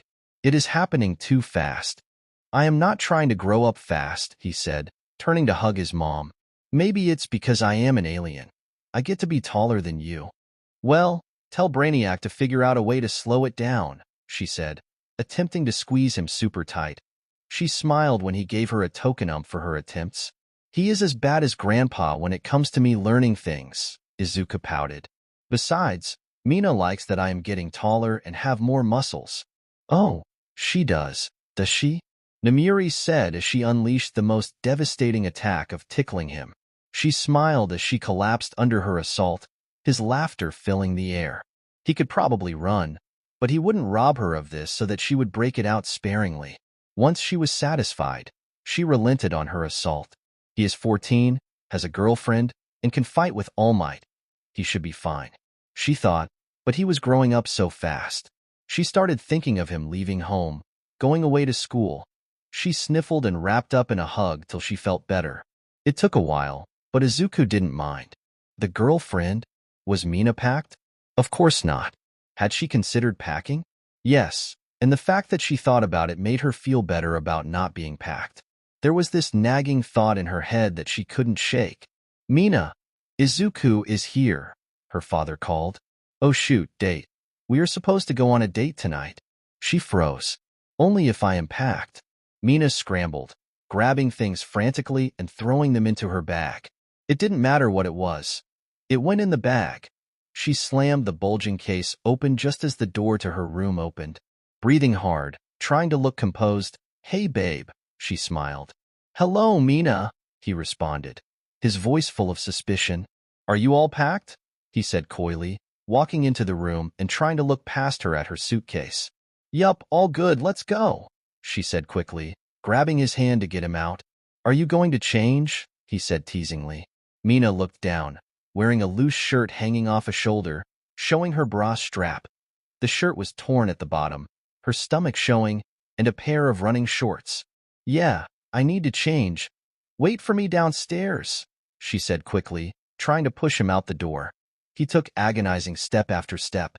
Then the lid of her suitcase exploded, and the contents came spilling out. Mina, Izuku said, stopping, no longer allowing her to push him to the door. I was packed, she tried to protest. He arched an eyebrow at her. She tucked one foot behind the other and swayed in place, her head down. I forgot, she pouted. I want to go on our date, though. She looked up at him with pleading eyes and bit her lip. Please, Izu. Izuku knew the correct answer was to tell her no, but Mina was using all the cards at her disposal. How about I help you pack? Then we can go on our date, he relented. Her mood immediately shifted as she smiled and rose and kissed him quickly on his lips. Izuku sighed. I am such a pushover, he thought. All her clothes, except any undergarments, Izuku wasn't that brave, were folded and sorted at super speed. Mina giggled at the sudden burst of wind in her room. She turned and started to pick up her undergarments, as this wasn't the first time he had helped her fold clothes so they could go out, and she knew he wouldn't touch those, and she was okay with that, even though she liked to tease him about trying to sneak peeks at them. With Izuku's help, it didn't take long for her to get her bag all packed. All she had to do was get her toiletries bag, but that would have to wait till after her bath. She rewarded her hero with a bit more extended kiss before he stepped out, blushing, so she could get changed for their date. They were going to see a new sci-fi horror movie and get some dinner. She had been looking forward to this all week, but her commitment to procrastinate on packing had derailed her worse than she thought. She had picked out her date outfit days ago, so that was easy enough. After all, a girl has to have her priorities. She came downstairs to see her dad and Izuku chatting by the door. Izuku paused and smiled while her dad nodded, walked over, and kissed her cheek. Don't be out too late tonight, he said as he headed up the stairs. After Mina slipped on her shoes, they slipped into the evening arm in arm. Aside from when she snuggled him at home, this was her favorite time. Walking arm in arm, her head resting on his shoulder. Well, him taking her flying was her absolute favorite. Nothing topped that, except that night, Nomiuri was running late, allowing Izuku and her to practice kissing one evening on the couch. That was a perfect night. Then there was the night she had a nightmare and called him upset. Then he was outside her window moments there to comfort her. She tilted her head to look at him and felt her heart thud against her chest. She smiled as they made their way to the theater. Heading home, Izuku felt a little weak in his knees after the kiss Mina had planted on him at her front door. She stepped inside with a whispered good night that made his heart pound. He walked home with almost a skip. Mina had this way of just ensnaring him. He walked home with a smile that wouldn't stop. He was looking forward to this trip. It was bound to be something he would never forget. Alexander Luthor. He looked over his bag again, ensuring everything was packed before he sealed it and placed it by his door. He looked at the time and sighed. He had been at this longer than anticipated. He had left orders with the staff that he would not be disturbed. He opened the door to find Daphne at her post, just outside his door. Daphne was his guard. Her orders could only come from him. His father had Frederick. Daphne was slender, with a light muscular build. She had long, straight, dark red hair that was always pulled into a perfect bun. Some light freckles dusted her cheeks. She was always dressed in a black suit and red shirt. Daphne, it is late. Why have you not retired? You had not emerged from your room to eat, nor had you called down for your dinner, she responded, falling perfectly behind him as he walked down the hall. I can find the kitchen alone, he said as they walked. How many times do I have to order you to find your bed at a reasonable hour? Didn't I give that order yesterday? You did, sir, she responded casually. I have chosen to ignore it. I can have you fired for that? You would have to submit your complaint to the Independent Review Board, she responded with a flippant undertone. I feel I have a strong argument. And that is, he nearly growled. Someone needs to ensure that you are not neglecting your dietary needs for whatever new project you are working on like last month, she said. Last month, life had gotten rather annoying. Not only had he still not been elected class president, but he hadn't even secured the vice president spot so he could refuse before the whole school. On top of that, he had to watch Mina hang off that annoying boy. They didn't even have the decency to not walk around the school announcing their relationship for all. The worst was when he saw them sneaking kisses. It was enough to make him sick. For over a year, he had to watch this. Then, there was the fact that he had failed to score higher than Izuku on the last test. He consistently scored higher than Izuku on all the tests, a fact that whenever he brought it up, all Izuku would do was smile and remind Lex that he had an intelligence-enhancing quirk. It was true. Also, he couldn't turn it off. So he had the lab send over a bracelet that would interrupt his quirk. It sent electromagnetic signals that caused his brain to be interrupted. According to his theory, it would put him on an even playing field with Izuku so he could prove his dominance. Then he failed. The worst part was when the test came back and Izuku had won. Not only was Mina not surprised, but they both told him it was due to him not feeling well. They had both noticed him in discomfort from the device. That fact that Mina noticed was welcome, but Izuku also irritated him. It wasn't that he didn't understand his annoyance with Izuku, but he made it hard not to like him. Present. I already explained that situation, Alexander replied. Yes, I understand, but with your previous track record, I feel ensuring you are not doing something so foolhardy again is in your best interests, she said as they entered the kitchen. Shall I prepare a steak and frites for you, sir? He narrowed his eyes. Daphne could make the best steak and fries he had ever had, better than any fine dining restaurant he had ever been in. Fine, he grumbled as he sat at the counter. He knew the proportions of every spice she used, the flame's temperature, the oil's heat, but he couldn't replicate it, and neither could the chefs. They were banned from serving it because he was disappointed if it wasn't hers. It had nothing to do with her quirk. That was hyper-regeneration. Nothing to do with cooking. Are you at least packed for the trip? He asked. Of course, sir. I was packed 3 days ago, she said as she worked on his meal. He knew that since he hadn't eaten, neither had she. Prepare yourself the same meal, he said. You can eat with me. Thank you, sir, she responded, turning back to the fridge to pull out enough herself as well, a small smile on her lips. Any word from my father? He asked quietly. No, sir, she said. The board is getting concerned. He has not attended any meetings, as you know. He has all the top scientists and weapons experts working on some projects on that artificial island. I know it is not my place to say. Speak, Daphne, Alexander said, leaning forward. Sir, Frederick is concerned, very concerned. Of course, he will not talk about it. But this matter cannot continue going unaddressed. I will deal with it when I get back from the trip, he said, ending the conversation. Something had happened, and his father was obsessed with it. But whenever he reached out, he only got silence. He was supposed to go to Island next year, but he had to ensure that his father was not about to lose the family company. A field trip to remember. Mina was giddy as they boarded the train, finding her seat next to Izuku. She snuggled in, pulling out her pillow, and he handed her one of his headphones, which she gleefully plugged in. A quick music selection later, and they were off. Alexander glared at Izuku and Mina in their little bubble of romance. He instead turned his attention to his laptop. He began to read through the reports that had come in from his father and the other board members' concerns. Whatever project his father had been working on, obviously something had happened. As to what that was, it seemed to have scared his father. He saw an obvious pattern in the increased spending, project allocations, and data collection. His father was paying a lot of attention to the stars while scanning the planet, almost desperately attempting to locate something. 2 costly satellites had been launched recently. They had been meant to go into deep space, but instead, they had been put into orbit around the planet. Their finely tuned sensors scanned the planet. Of course, they had been listed as communication satellites, but Alexander knew their true nature. Security had been increased, he noticed. Where he was currently staying, the security detail had, at a minimum, been doubled, but so had it been increased across the board.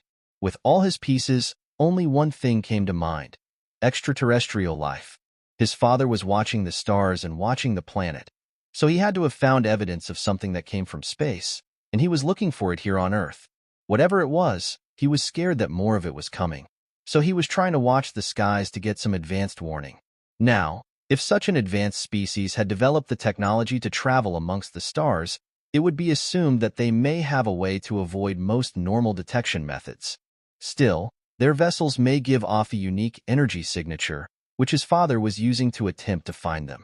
Then he was working on weapons to counter the assault.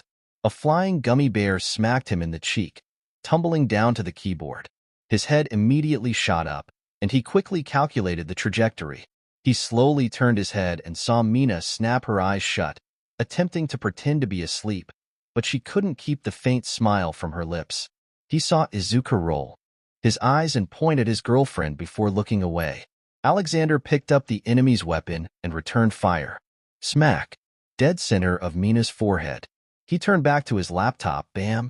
He had been hit by enemy fire again. Of course, this meant war. His next shot went wide and struck Izuku. Hers flew over him, striking Reiko. Reiko assumed the wrong party and returned fire with a gummy worm, striking Kano, who fired, missing Reiko and hitting Aisha. Hence, the great gummy war of train car C began. He was pleased when Daphne handed him a large bag of the weapon of choice. However, he wondered how she had them and why the rest of the class was armed with the gummy projectiles. The train pulled into Sandow, smiles and laughter still echoing through the car. Remember to stop and make sure we pick up all poor bears, worms, fish, and other gummy weapons before you get off the train. Izuku called out. HAI! Rang out as the students gathered all they could. Izuku waited till the last person was off the train before he did a quick sweep, removing any remaining evidence. It was a great way to start the trip. Day 4 Sapporo. Mina was cuddling her stuffed penguin from the Maruyama Zoo.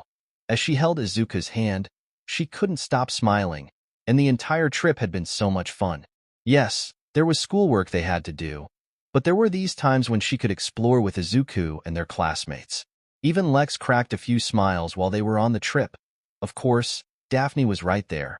But now, if they would just let Mina set them up, everything would be perfect. They boarded the buses and were en route to their next stop, Sapporo City Museum, when their fun school trip turned into a nightmare. She was sitting next to Daphne, trying to figure out if the girl had feelings for Lex, while Izuku and Lex debated the animals and their habitats at the zoo. "Everybody get down!" Izuku suddenly yelled. Mina immediately ducked. Lex was grabbed and thrown down by Daphne as something next to the bus exploded, and a beam of energy sheared off the top of the bus. Luckily, Izuku was able to get everyone down as chaos erupted all around them. The bus skidded to a stop. Students were screaming as teachers, and some of the level-headed students started trying to get everyone evacuated. Screams and smoke filled the air from the busy streets of Sapporo as panic reigned. Another explosion rocked the area. Mina started grabbing people and hustling them off as Izuku did the same from the front exit. Lex and Daphne got to their feet, looking at the chaos unfurling around them. Daphne grabbed her back, pulled out a black metal cylinder, and typed a quick message into her phone. "Sir, we have to go." She grabbed him and rushed him off the bus. Lex stopped when he saw Izuku's head whipped towards the street. Lex saw a child lying on the ground with a head wound. There was a smoking hole near her, and a car was speeding right towards the poor thing.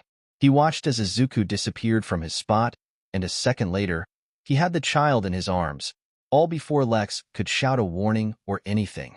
He didn't see the look of panic on Daphne's face as she grabbed him and dived off the bus. Something came crashing into it, destroying it and leaving a smoking crater. Frantic screams filled the air as the teachers started directing students toward the subway entrance down the street. Lex pushed himself up as Daphne was already on her feet, looking for any threats. Then, the threat floated out of the hole where their bus once was. The man was impressive. He was about the same build as All Might. His black suit was torn and damaged, but they witnessed it repairing itself to an immaculate state, as did cuts and bruises on his face. He wore a blood-red shirt with a black tire. A black cape billowed off his shoulders fastened by a gold and diamond-encrusted chain. He ran his hair through his long white hair, and his red eyes glistened excitedly. He oozed a malice, radiating it that filled the surrounding populace with fear. His red eyes began to glow menacingly as his mocking laughter filled the air. He looked around. His gaze stopped on Lex. "Oh, what it this that I spy with my little eye? An intelligence quirk and my hyper regeneration. That may come in handy one day. Now come to me, kiddies," he smiled. Like a sadistic predator having just looked upon fresh meat, in an instant he was before them. Daphne pushed Lex aside as the black cylinder in her hand became a baton. She swung at their attacker and did her best not to let her dismay show when he caught the attack, and the baton started to melt. "I love it when they struggle for me. Worms, writhe before me." Lex saw the hand coming for him and Daphne. Suddenly, the man yelled and stumbled back as acid landed on his face. Mina ran and grabbed both of them, desperately trying to yank them away.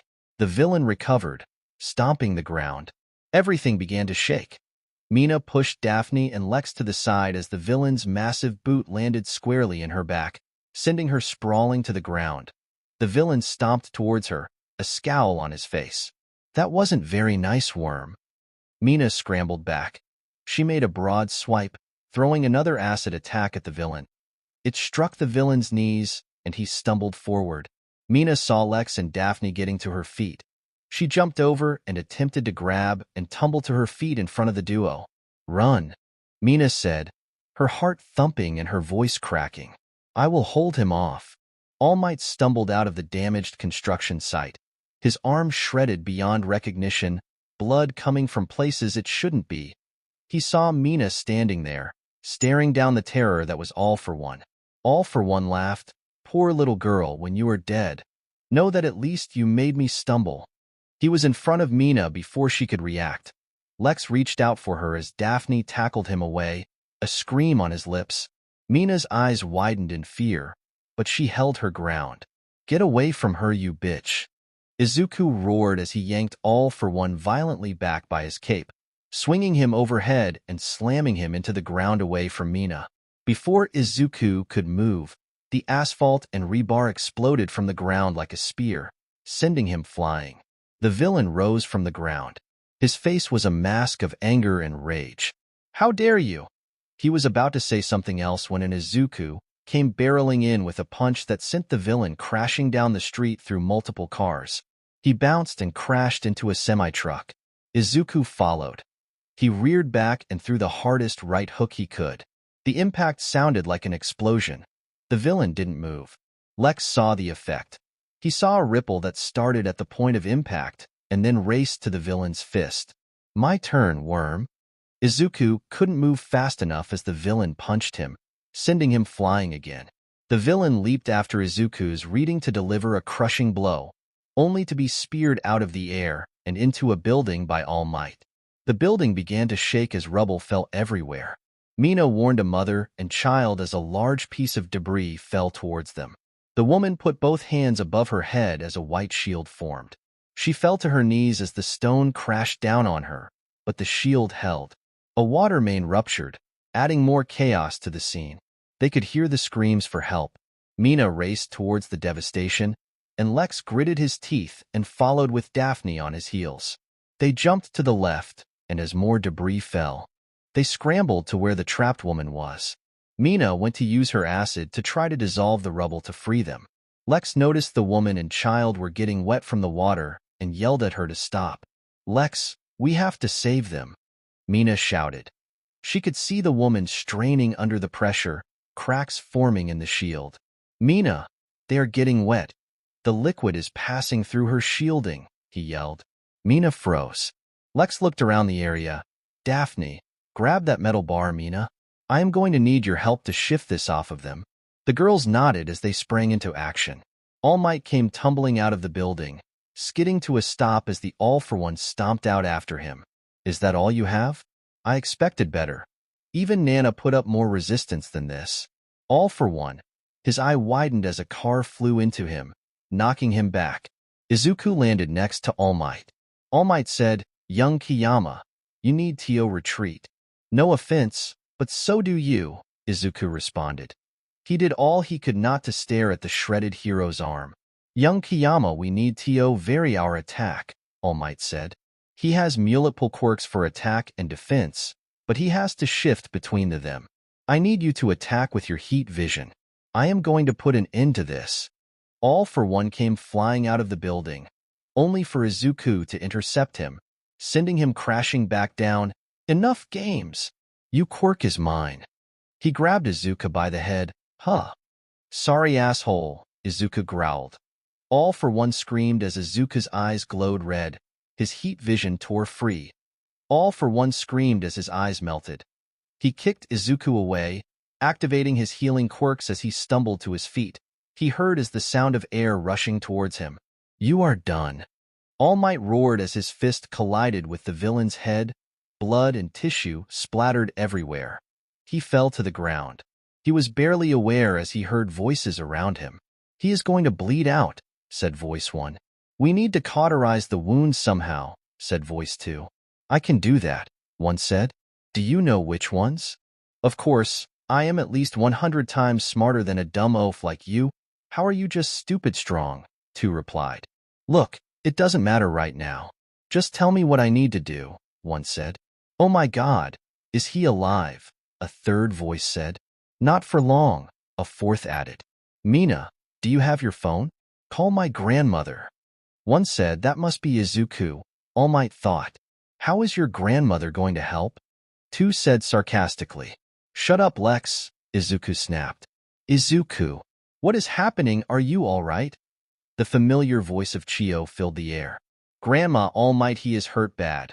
I was able to cauterize some of the wounds, but he is missing a lung, intestines, part of his stomach. His left arm is torn and shredded.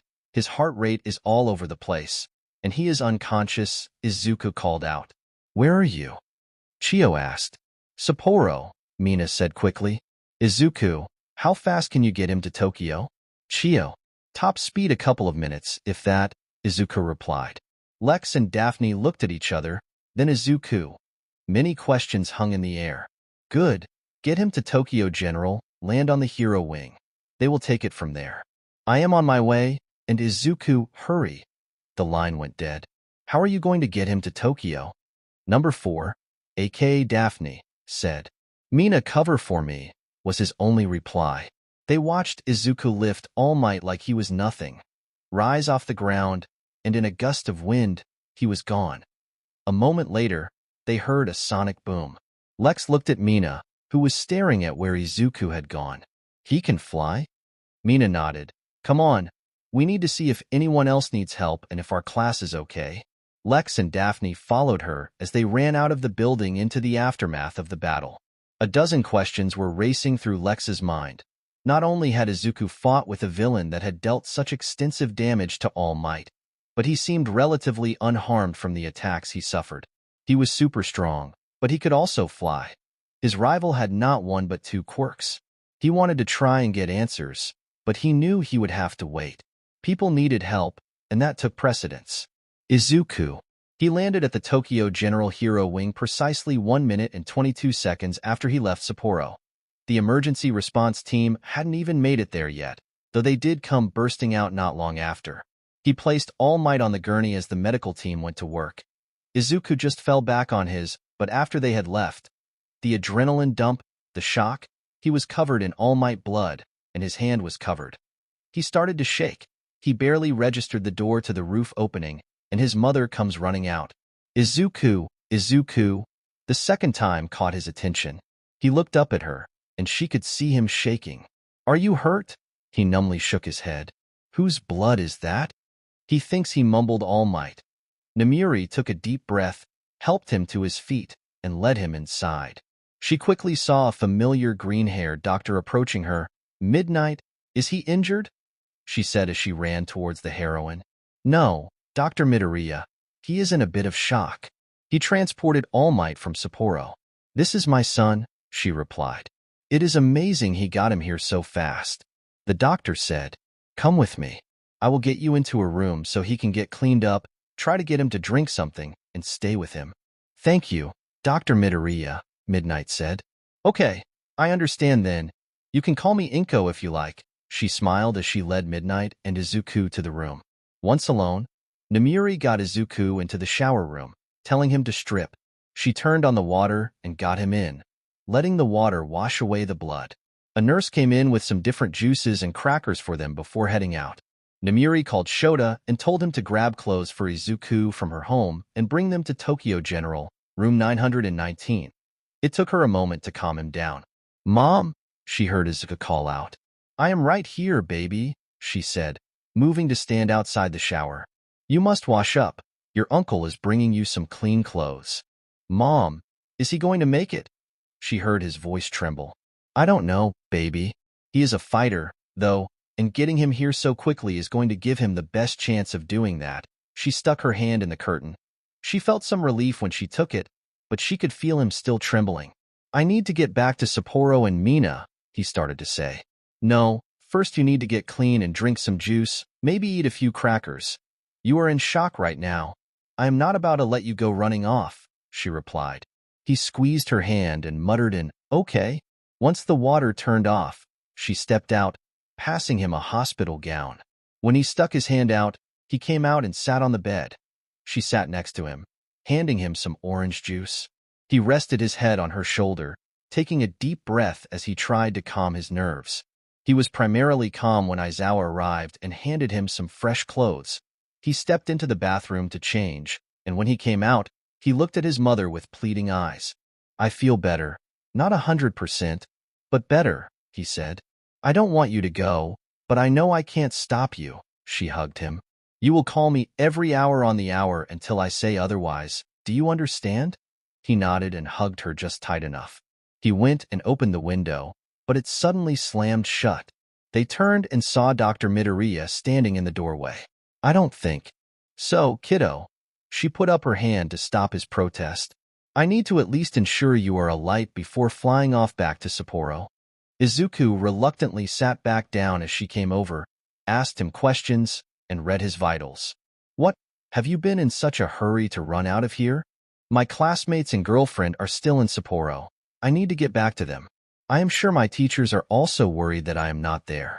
They don't know I can fly. He said. I should have suspected that a girl was involved. The doctor finished her exam.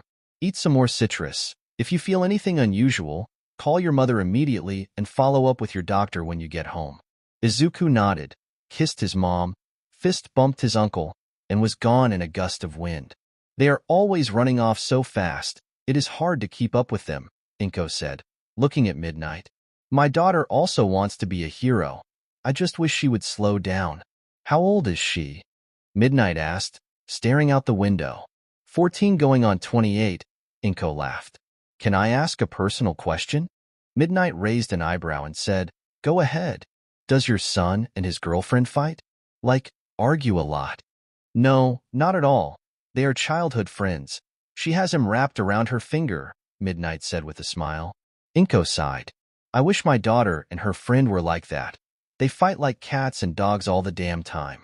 His mother and I are friends, so we hoped our kids would, you know. Midnight smiled.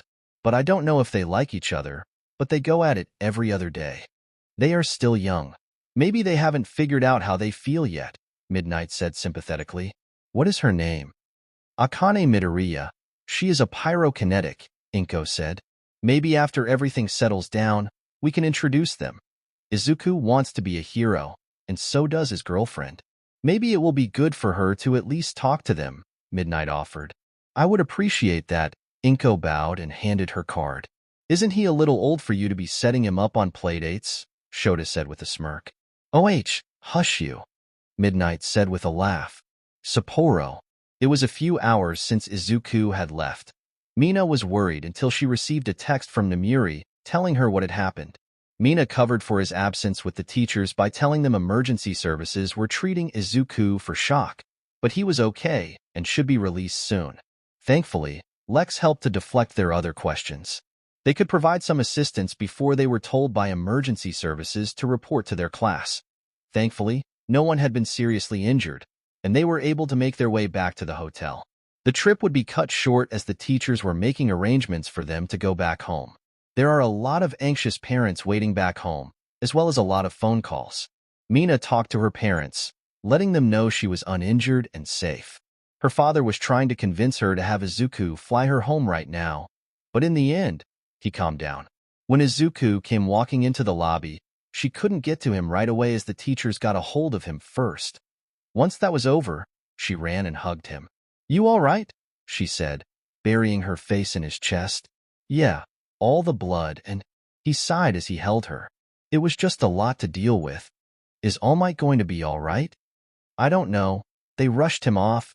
It is awful. They just left me on the roof, he said. Let's get you some food. She grabbed his hand and pulled him into the dining area where the rest of their class was. As soon as he came in, some of the kids came over to check on him and thank him for the heads up about the attack. He was sitting down eating when Lex took the seat across from him. So super strength, flight, invulnerability, and super senses. How does one person have so many different quirks? Mina froze. Izuku chewed his steak and smiled. Easy, Lex. I am an alien from outer space. Mina did her best not to faint. You don't have to be an asshole about it, Lex snapped. Izuku smirked confidently. This is a delicious steak, he said, plopping another piece in his mouth. Asshole. Lex growled as he got up and walked away. Island. You won't get away with this shield. I don't care who your dad is. A large, muscular boy with black hair and eyes yelled as he was stuck to his cronies by a sticky, viscous substance. Yeah, you quirkless freak, another boy yelled. Okay, I will worry about that in an hour. Or was it 2, when you can get yourselves unstuck? 𝗵𝗲 said with a grin, her aqua eyes shining with delight. She flipped her long blonde hair and turned her back on the struggling, cursing trio. Thanks for the save, 𝗵𝗲, Lily said, getting to her feet. Kristen was by the very definition tiny. She was barely over 3 feet tall, but she was beautiful. She had translucent fairy wings on her back, her skin seemed to shimmer, rainbow-colored hair that matched her eyes, accompanied by her pointed ears gave her a very fairy-like appearance. It's okay, Lily, but you have to be more careful, 𝗵𝗲 said. Hey bitch, what did you do with to my boyfriend? 𝗵𝗲 and Kristen winced. You wouldn't have any more of that stuff, would you? Lily whispered. No, 𝗵𝗲 said, turning around. Hey Hinata, how are you doing? Hinata Kanjo stood her literal flaming red hair flowing menacingly. She was flanked by her sister Mayho, whose hair was the shape of water and moved in a similar pattern. Mayho, your boyfriend was hitting on Lily and didn't want to take no for an answer, 𝗵𝗲 said, stepping back, her hand in front of her. Why would he hit on that short bitch when he has me? Hinata said. We are going to kick both your asses, You can't hide behind Daddy now. That may be true, but run, Melissa said, turning and dashing off. Lily took off into the air in the opposite direction. Hideout, Lily yelled. Hideout, Melissa said, running off down the street. Get back here. 𝗵𝗲 yelled as the two sisters took off in hot pursuit of Melissa. Melissa ran zigzagging between people in a mad dash to try and escape the two sisters. Melissa was about to break to the right when she saw more of Kanjo's sisters click. Instead, she bolted left and right towards the subway. She ran down the stairs as fast as she could, leaping the last 5 steps in a desperate attempt to get away. She looked at the information board, saw when the next train was coming, and ran. As the sisters were in hot pursuit, she ran, scanning her watch at the turnstile. The gates swung open, and her legs were pumping as she raced towards the platform. She could feel her lungs burning slightly. The train was already there, and she could see the countdown to the doors closing. Pushing with all she had, she jumped into the car as the door closed just behind her before the two sisters could reach her. She could hear them shouting something about seeing her tomorrow, but that was Melissa's problem tomorrow. Once she caught her breath, she made her way to an empty car. She looked at the information. This was the beach line. No wonder it was so empty. She would be a little late getting home, so she took her seat. Leaning back, she sighed as she looked up to the ceiling. If only I had a quirk, then maybe I could be a hero like Uncle might. 𝗵𝗃𝗧𝗵𝗲. Melissa sat upright, looking around. The voice sounded beside her. It had a hollow tone to it, a raspiness. The train car was empty. 𝗵𝗃𝗧𝗵𝗲. It called out again. The train car lights flickered. Melissa got to her feet. Looking around, he reached into her bag and pulled out a small aerosol device. "Who is there?" she said, her voice quivering. 𝗵𝗃𝗧𝗵𝗲. The lights in the carriage went out, and strange lights started flooding in from outside. Melissa suppressed the scream. Instead, she balled up her fists. "I don't know who you are, but if you want some, come, get some." The train stopped, and doors opened. Melissa looked out the door. There was no platform, no rays of sunshine. Instead, she saw a stone-paved path. 2 large braziers sitting upon a pedestal suddenly erupted in blue fire. Then further down the path. "If you think I am getting off this train to go into the creepy cave, you have another thing coming," she said to herself. "I have seen enough horror movies to know this doesn't end well." She pulled out her phone.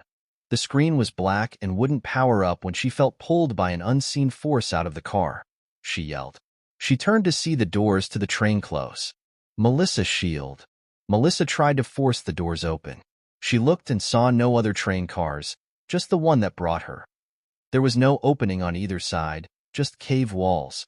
She turned and looked down the path. Of course, it banked to the right, not allowing her a clear view of what she was about to walk into. Armed as best she could, she started walking. As she rounded the corner, she could see statues lining the walls. They appeared to be human, but she recognized nothing. They all were dressed strangely, and she noticed each one had some symbol of a lightning bolt. She kept walking until she saw the statues looked broken, damaged, or smashed. Before her, she saw moonlight pouring down, illuminating a throne. Melissa stopped seeing a figure sitting on the throne. She couldn't make out any features except a long white beard that dangled out. His robes were a deep crimson red. The edges were embroidered in a gold mosaic pattern.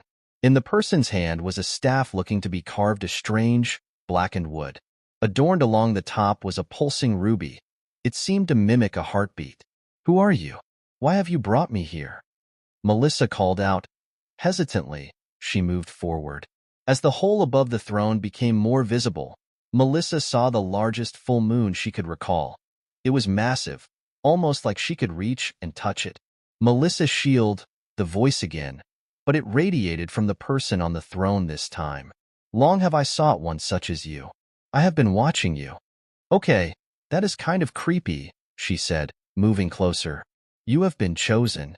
"Chosen for what?" Melissa said, looking for another exit. "My time is ending, and the world needs a champion, a hero, to stand against the tides of darkness on the horizon. You are pure of heart, brave, and true. Though your society sees you as less than, you have applied your mind to rise higher, to defy the station they would assign you. No one gets to define my station, Melissa said. But this sounds like a fairy tale. Why should I believe anything you say?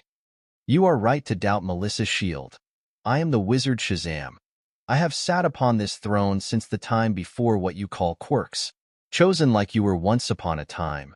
My words may ring hollow for you, but great dangers are lurking in the darkness, just beyond mortal eyes. Things are moving, and you will be needed to ensure the world does not fall. The wizard struggled to his feet. He rapped the staff upon the ground. It echoed as if steel struck steel.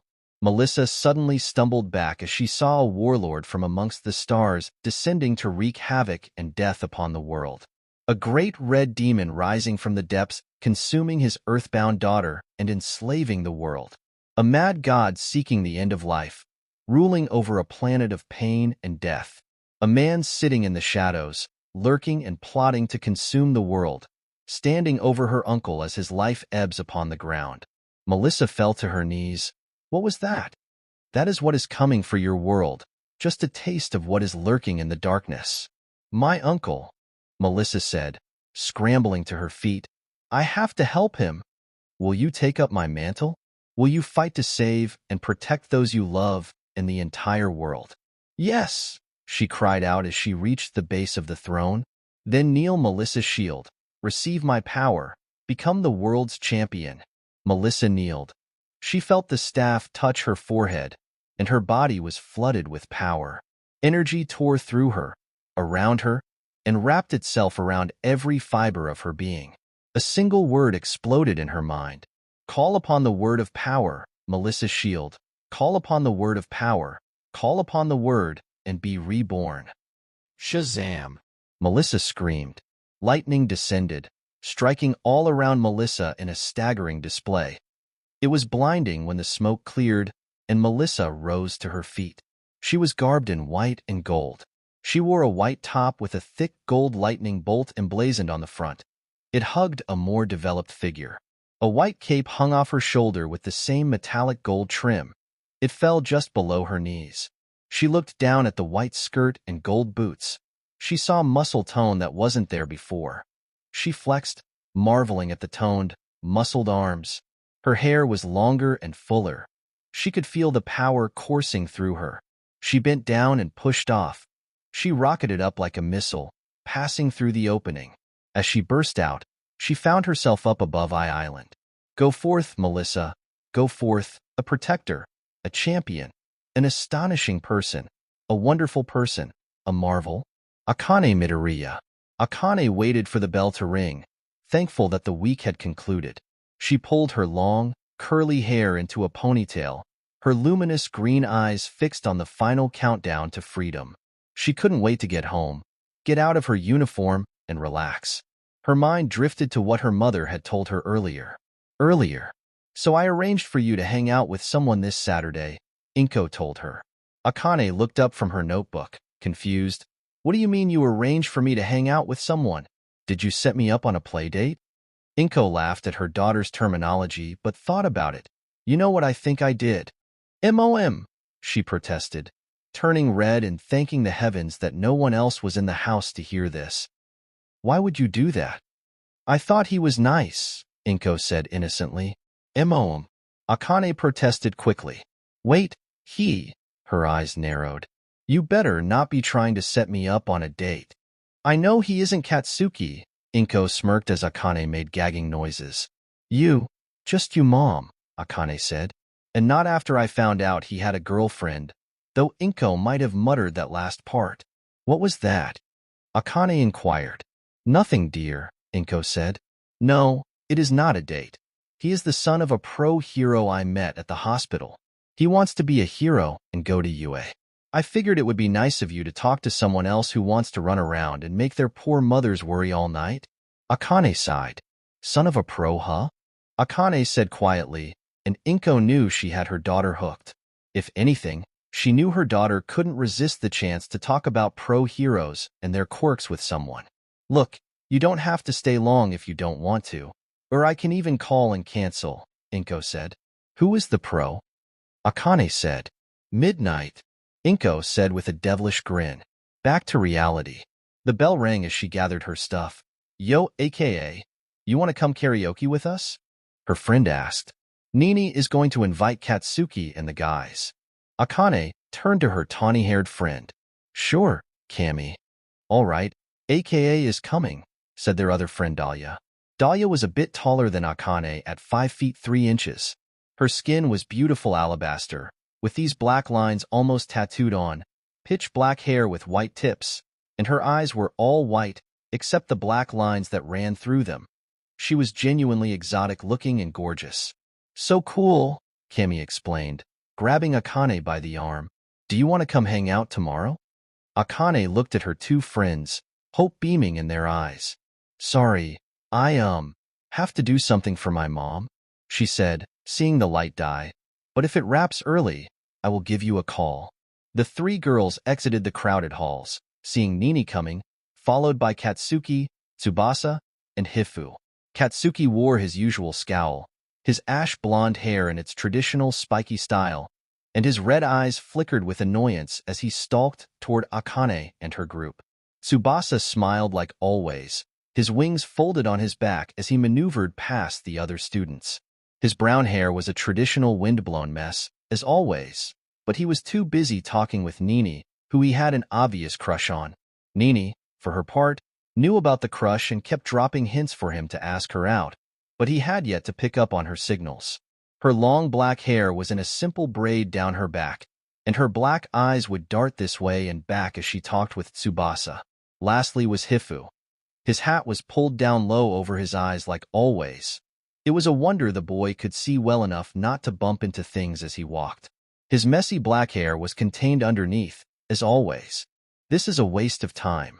We should hit the arcade for a bit, then go train, Bakugo nearly growled. The vein in his forehead ticked in annoyance when everyone groaned. Dude, all we do is go the arcade and then train, Cammy replied. That shit is tiring as hell. Fine. Don't cry to me when you damn extras don't make it into UA. He clicked his tongue. Come on, Akane.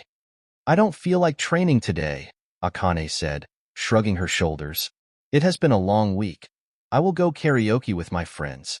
Besides, going to the arcade all the damn time is boring. The girls nodded. Fine, but we are training double tomorrow, he huffed. Nope, got plans, Akane said. The girls said they did. Katsuki turned and looked at the guys. I have to help my grandfather move some stuff, Tsubasa said quickly. Hifu, little sister's recitals, he shrugged. No way I can get out of that. Whatever you damn extras, he yelled, stomping off. Play date. Have fun on your play date, Mina yelled, smirking as Izuku rolled his eyes. It is not a play date, he yelled back. Her laughter greeted him. I mean, I guess it could be fun, he said casually. I hear she wants to be a hero, works hard all the time, and is a good student. Mina stopped laughing. Mom did say she was pretty cute, his step slowed. But it's nothing. We are just going to walk around an outdoor mall, maybe ride the carousel. I think there is that grand opening of what is that store? He snapped his fingers a few times. Edge of the Galaxy, he smiled. That's the ticket. Mina raced from her spot and dived, wrapping her arms around his neck. Izuku? She whined. I want to be a hero.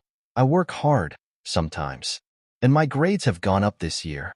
Mina tried fruitlessly to yank him back. And I am fucking adorable, she said with a pout. She let out an eep as he whirled around, lifted her, and kissed her suddenly. Is she really cute? Mina said, still pouting. Mina, other girls may be cute, but you are magnificent, he replied when they broke apart. I have no idea. All I know is that she had green hair and green eyes. No one can hold a candle to you. Not even Ragdoll Mandalay or Pixie Bob, Mina teased, remembering how her boyfriend had been shy when he met the group at her mother's agency last week. Don't forget Tiger, he added. I would have to say maybe you tie with Tiger, he teased. I can live with that, she smiled. They kissed, leaving each other weak in the knees. I love you, she whispered when they pulled apart. I love you more, he said, floating in the air. Akane looked at the dress her mother had laid out for her and immediately squashed that idea. Instead, she opted for a pair of black jeans, boots, and her brand new All Might shirt. She grabbed her keys and headed out to catch her train, wanting to arrive on time. The train wasn't overcrowded like it was in the mornings for school since it was a Saturday. She got off at her destination and crossed to the 𝗳𝗏𝗃 shopping plaza. She found the clock stand at the entrance and saw a good-looking boy standing there. He had black hair, green eyes like her, blue jeans, and a white-fitted shirt that read Sound of Fury. He is cute, she thought as she approached. She noticed he was looking around, and as soon as he saw her, he watched her approach. "Midoriya?" he asked when she came within earshot. "Kayama," she said back. When he nodded and smiled, she relaxed slightly. He bowed slightly. "It is nice to meet you," he greeted her. She returned the greeting, and they both felt awkward. "So I hear you want to go to the UA?" "That's right," Akane said, relaxing a little more.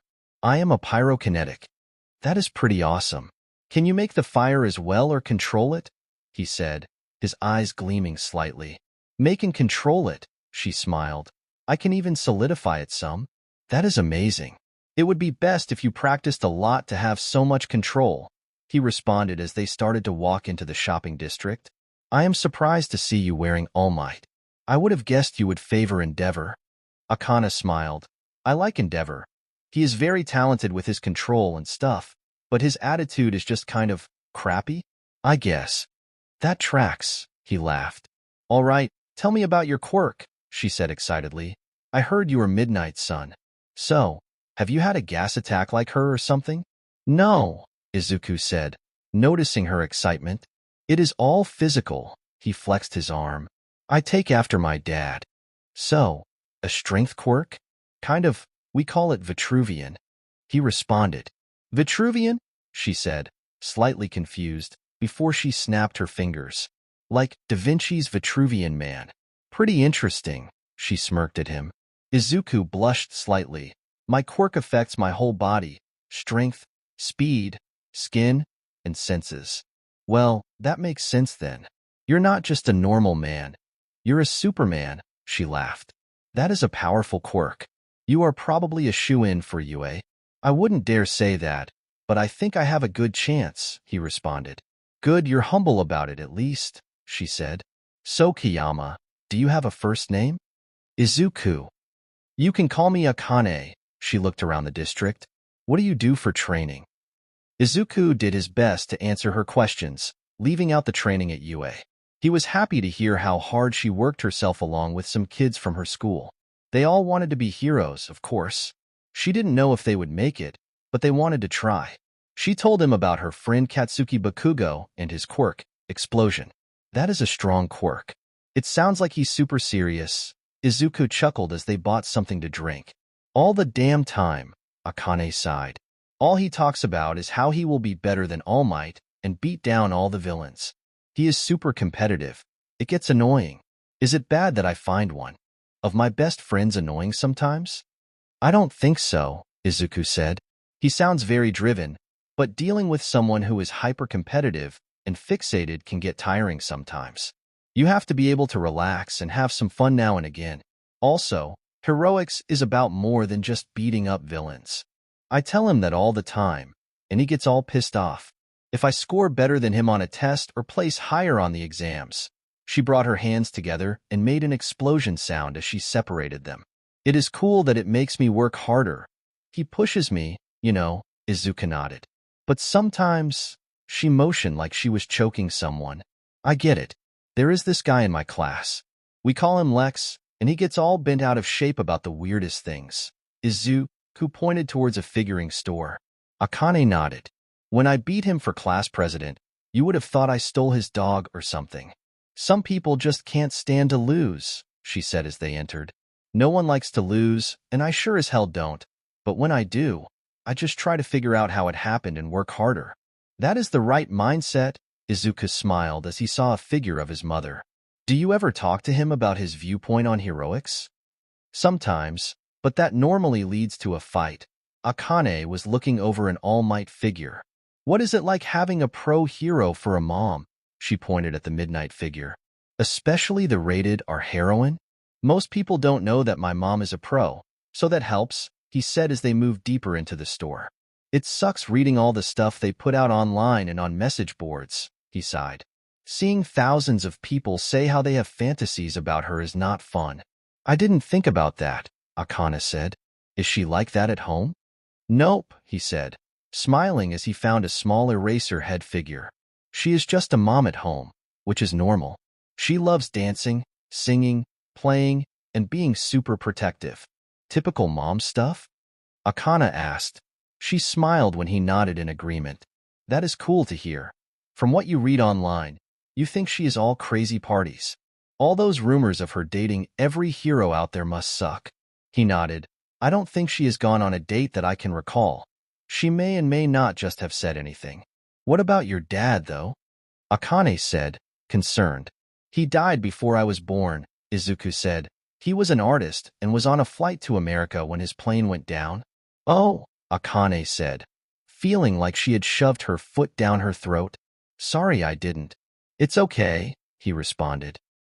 No one knows like it isn't common knowledge that she has a son. So if you could. Of course, I promise. You are right. I don't think I have read anywhere about her having a kid. 𝗂𝐭𝐻𝐲 looked at the figure in his hands. Is that 𝗬𝗧𝗏? Yeah. I am surprised you know him, he said, shocked. He is an underground hero. There isn't a lot out there about him, but I found that he is pretty cool, she said. He is kind of like my uncle, he said, then pointed to a Present Mic poster. Him too. They went to school with my mom. That is so cool. I love his show, 𝗂𝐭𝐻𝐲 beamed. Do you think you can get me an autograph? I promise, he answered. She beamed at him. So, do you get to meet many heroes? She pushed. Not as many as you think, he said as he moved from the hero section to movie creatures. Her sidekicks, of course. I did just meet the 𝗬𝗲𝗺𝗺𝗺𝗺𝗃𝗧𝗏. He pulled out his phone and showed her a photo. Oh, and Recovery Girl. Whoa, how did you meet Recovery Girl? 𝗂𝐭𝐻𝐲 said, stunned. She is close with my mom and has been my doctor my whole life, he said sheepishly. Wait, does that mean you have been to UA? She had stopped walking. A few times, he lied. She has a separate place that we normally go to. That is so damn cool, she gushed. You like xenomorphs? Izuku smiled. I don't mind them, but my girlfriend has this weird obsession with them. Oh, you have a girlfriend? 𝗂𝐭𝐻𝐲 teased, also slightly disappointed. Does she want to be a hero? Izuku nodded. Is she the daughter of another pro? No, her parents aren't pro heroes. They don't even work in the field, he said, showing 𝗂𝐭𝐻𝐲 a picture of him and Mina from Alien World. We met in school, childhood friends kind of thing. That's awesome, 𝗂𝐭𝐻𝐲 paused. Do you and her fight like I do with Katsuki? No, nothing like that. Izuku had a bit of a goofy look on his face for a moment. I have to make sure she stays focused on schoolwork because she likes to have fun, but she drags me into it. It is a good counterbalance. That is good then, 𝗂𝐭𝐻𝐲 replied as they made their way to the front so he could make his purchases. Maybe if we get together again, you can meet her? Izuku asked. I think I would like that, 𝗂𝐭𝐻𝐲 said, standing off as he paid.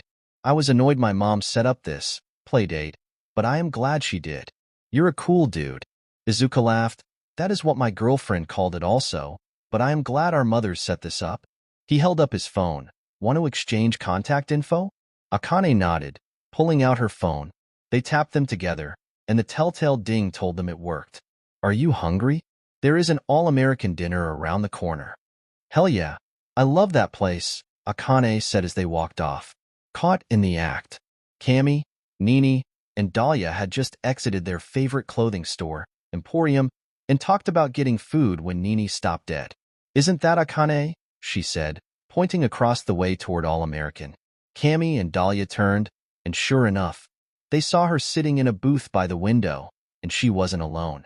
Some guy was sitting across from her, laughing and having a grand time. Holy shit, is she on a date? Dahlia said.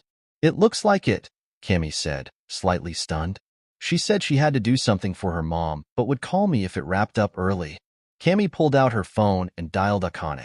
They saw her pick up her phone and step away from the table.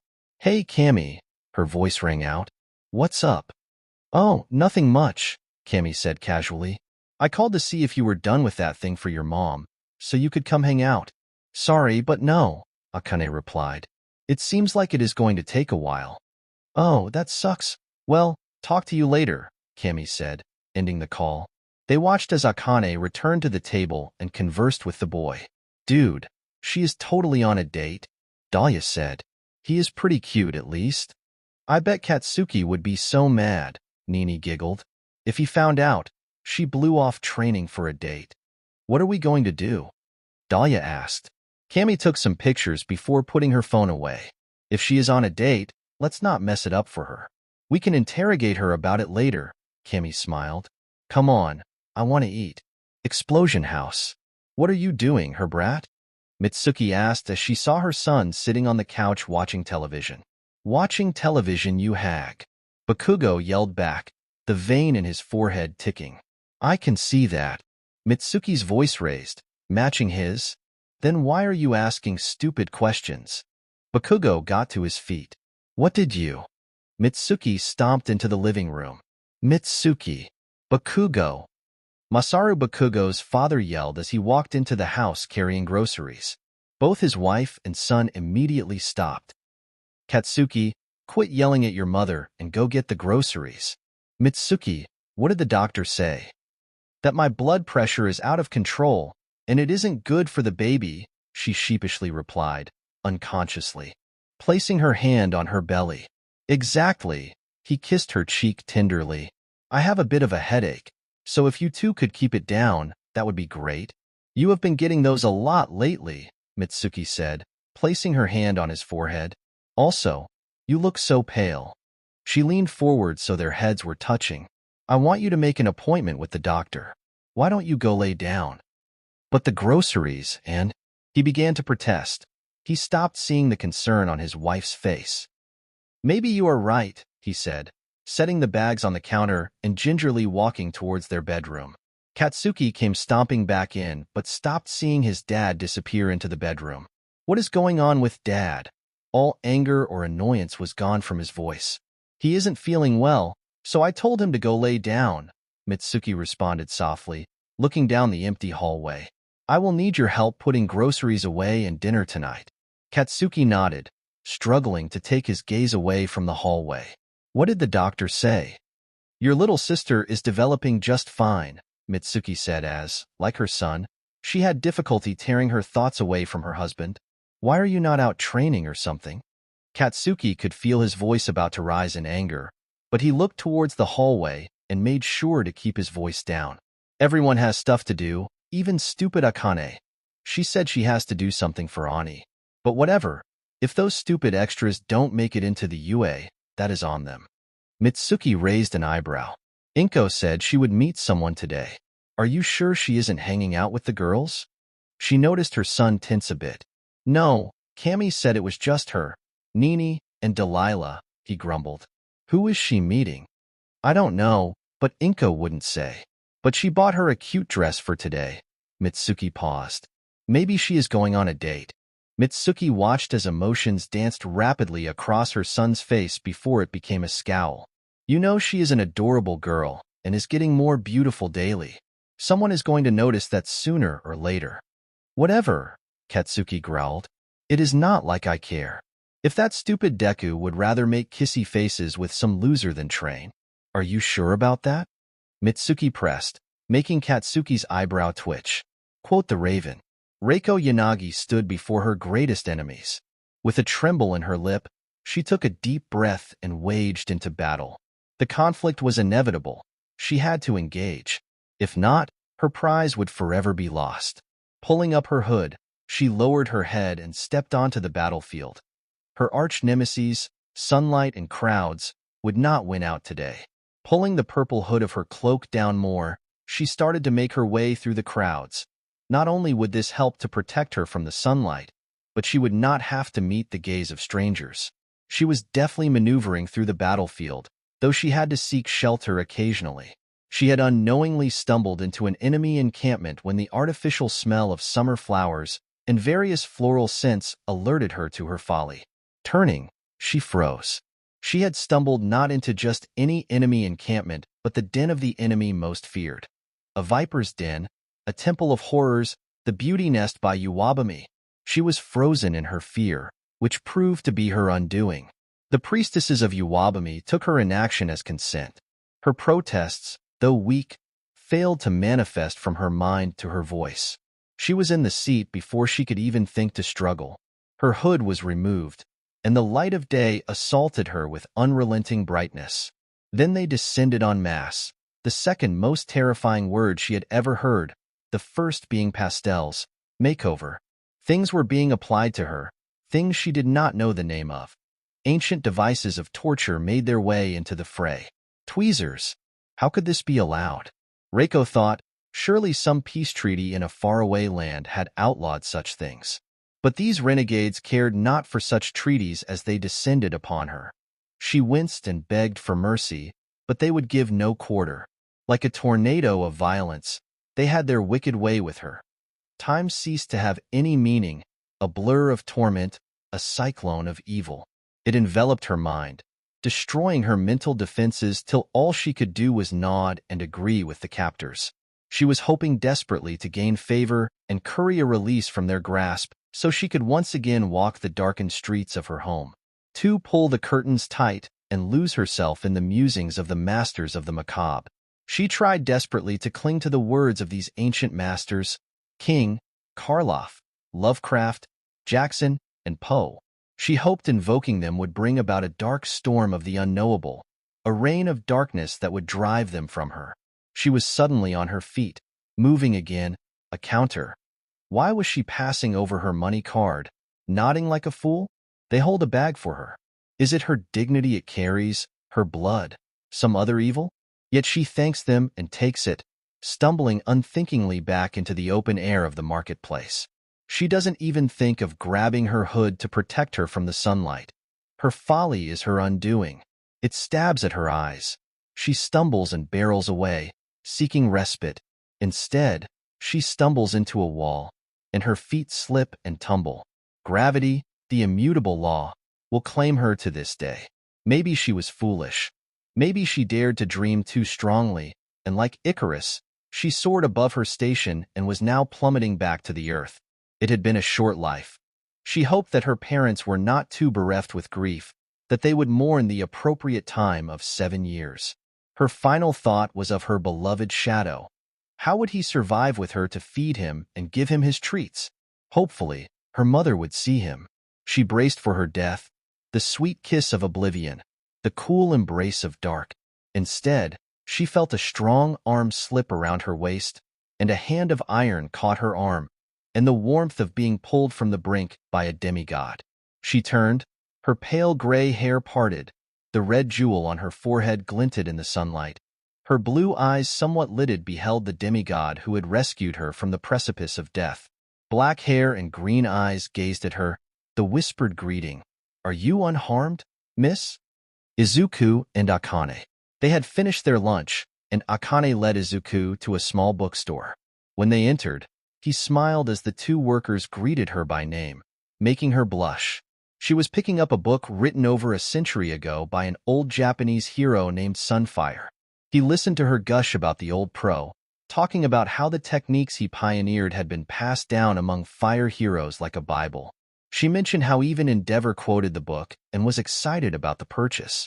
He liked how when a topic came up or something that excited her, her entire face would come alive. Her eyes seemed to glow and sparkle, and it was the topics that caught Izuku's attention.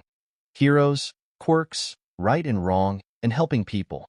She had a very positive view of heroics, of trying to walk the path of helping people and the law. Akane liked this boy, not so much in a romantic way, but the fact he was easy on the eyes certainly was a bonus. But he shared her view on heroics, and when he disagreed, he would listen and offer a counterpoint.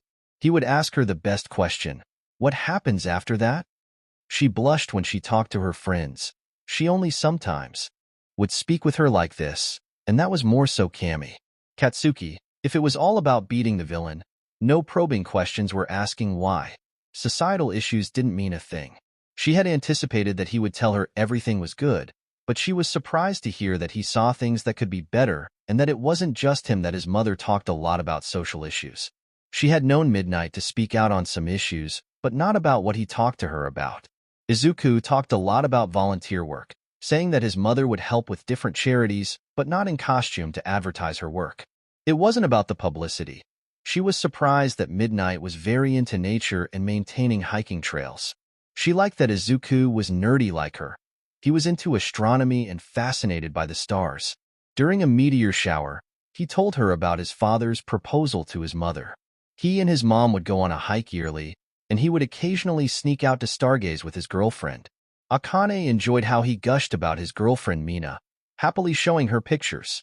Akane told him that she wanted to meet Mina next time and that she might bring her friend Kami, but the world might explode once those two got together. She was happy to stand in line with him at the opening of Edge of the Galaxy.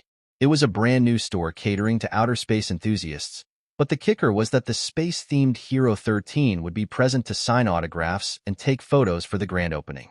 He had promised to pick up a limited edition grand opening shirt and keychain. She thought it was cute how he was going to such lengths for Mina. They were standing in line with a girl from 𝗳𝗄 Prefecture. Her auburn hair was cut in a cute bob style. The color matched her eyes, and she had what seemed to be a permanent bush to her cheeks. Her name was Achiko Uraraka. Izuku and Akane fell into easy conversation with the girl. She was excited about meeting 13 and hoped to become a hero like them. This, of course, prompted Akane to ask about her quirk, zero gravity. Achiko was a bit shy, but soon was overwhelmed by their enthusiasm. She didn't have anyone to talk about heroics and such at home. Soon, she was pulled into the conversation and couldn't stop smiling.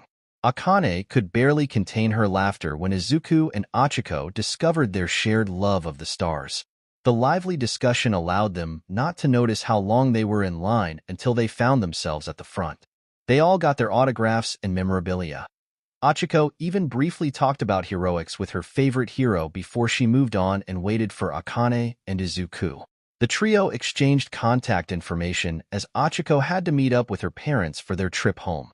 Izuku and Akane went through the shopping arcade, discussing small things as their day drew close. They had stopped so she could pick something up from the stationery store when, as she came out, she saw someone barrel into Izuku. She watched as he moved faster than she could perceive and caught the girl before she fell. "Are you unharmed, miss?" he asked. "Nevermore." Reiko sat staring up at her savior, who set her on her feet, ensuring she was stable before he removed his hands. "I apologize for putting my hands on you without your permission," Izuku bowed. "No," Reiko said quickly. "Thank you for saving me." "Do you need to sit down for a moment?" Akane said as she extended an unopened water bottle. Reiko started shaking her head, but then she felt herself wobble. Izuku and Akane guided her over to a bench. Once she sat down, she pulled up her hood and took a small drink of water as she regained her composure. "I am so sorry for causing the both of you any trouble," Reiko said, hiding her embarrassment behind her hood. "I don't do well with crowds." They looked at each other and then at the crowded shopping arcade. "Where were you trying to get to?" Akane wondered aloud. "Eclipse," Reiko said. "I ordered something, and it came in today." "I know that store," Akane said with a smile. Reiko looked at her. "I have a friend, Dahlia. She loves that store." "White skin, black lines?" Reiko asked quizzically. When Akane nodded, Reiko smiled slightly. "I know her. We talk online some. We met there when I was buying the new Darkness album." Izuku smiled as Akane and Reiko kept talking. Akane talked to her about something Reiko was interested in, which helped her relax. Eventually, Akane had exhausted what she knew about the topic. "Feeling better?" Akane tilted her head to the side slightly. Reiko nodded, realizing what the girl had done. "Thank you. I am Reiko." The green-haired girl smiled. "I am Akane, and that is Izuku." Izuku smiled. "I apologize for interrupting your date," Reiko bowed. They both immediately waved their arms, protesting that it was certainly not a date. Reiko tilted her head to the side when this happened. Didn't that mean it was a date? She wondered. "How about we go with you?" Izuku asked. "I have never been to that shop. I want to check it out." Reiko was going to protest, but she felt it would be rude to do so after all they had done for her. They probably just wanted to ensure she was all right. "Yes, that sounds nice. Let us depart." Izuku walked into 𝗧𝗄𝐴 and was assaulted by the lack of color and loud, angry music. He had to concentrate for a moment due to the store's volume and his hearing. Once that was done, he followed the girls around the store. Reiko approached the counter, and Akane wandered around the store. At first, Izuku smiled, seeing a few things with his mother's name, but not what it implied. As he walked about the store, he happened to make his way to the back, where he found himself in the land of leather and lace. He found himself staring at the things on the wall, and when he came across a leather corset, his mind immediately filled it in with a pink-skinned girl he knew very well, images of her in leather pants, a leather skirt, patterned stockings, maybe even a garter belt. He shook his head and fled to where Akane was looking at a wall of shirts. Scanning the wall, he found a few of his mom's shirts and a perfect shirt for Mina. It had the xenomorph queen sitting on a throne with the caption, "Long live the queen." Reiko came over, holding her package with a huge smile. After Izuku made his purchase, they exited the shop. "Thank you both for coming with me," Reiko smiled. "Reiko," a deep mocking voice suddenly rang in her head. "How easily you smile, sweet little raven, my dear, never born. How easily you pretend. How easily you smile. Would they share your smile? Would they show such compassion? I need to remind you that you belong to me. You can run and pretend all you want, but we both know how this ends. A gentle reminder is in order."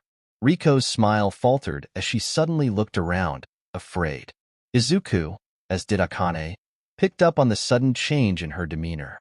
Reiko scanned frantically, desperately searching, and then the screams began. All three of their heads whipped around towards the sound. It was then that out of the crowd, suddenly, 5 people came leaping out at them. They were all different. There were 3 men and 2 women. One of the men even appeared to be an elderly gentleman.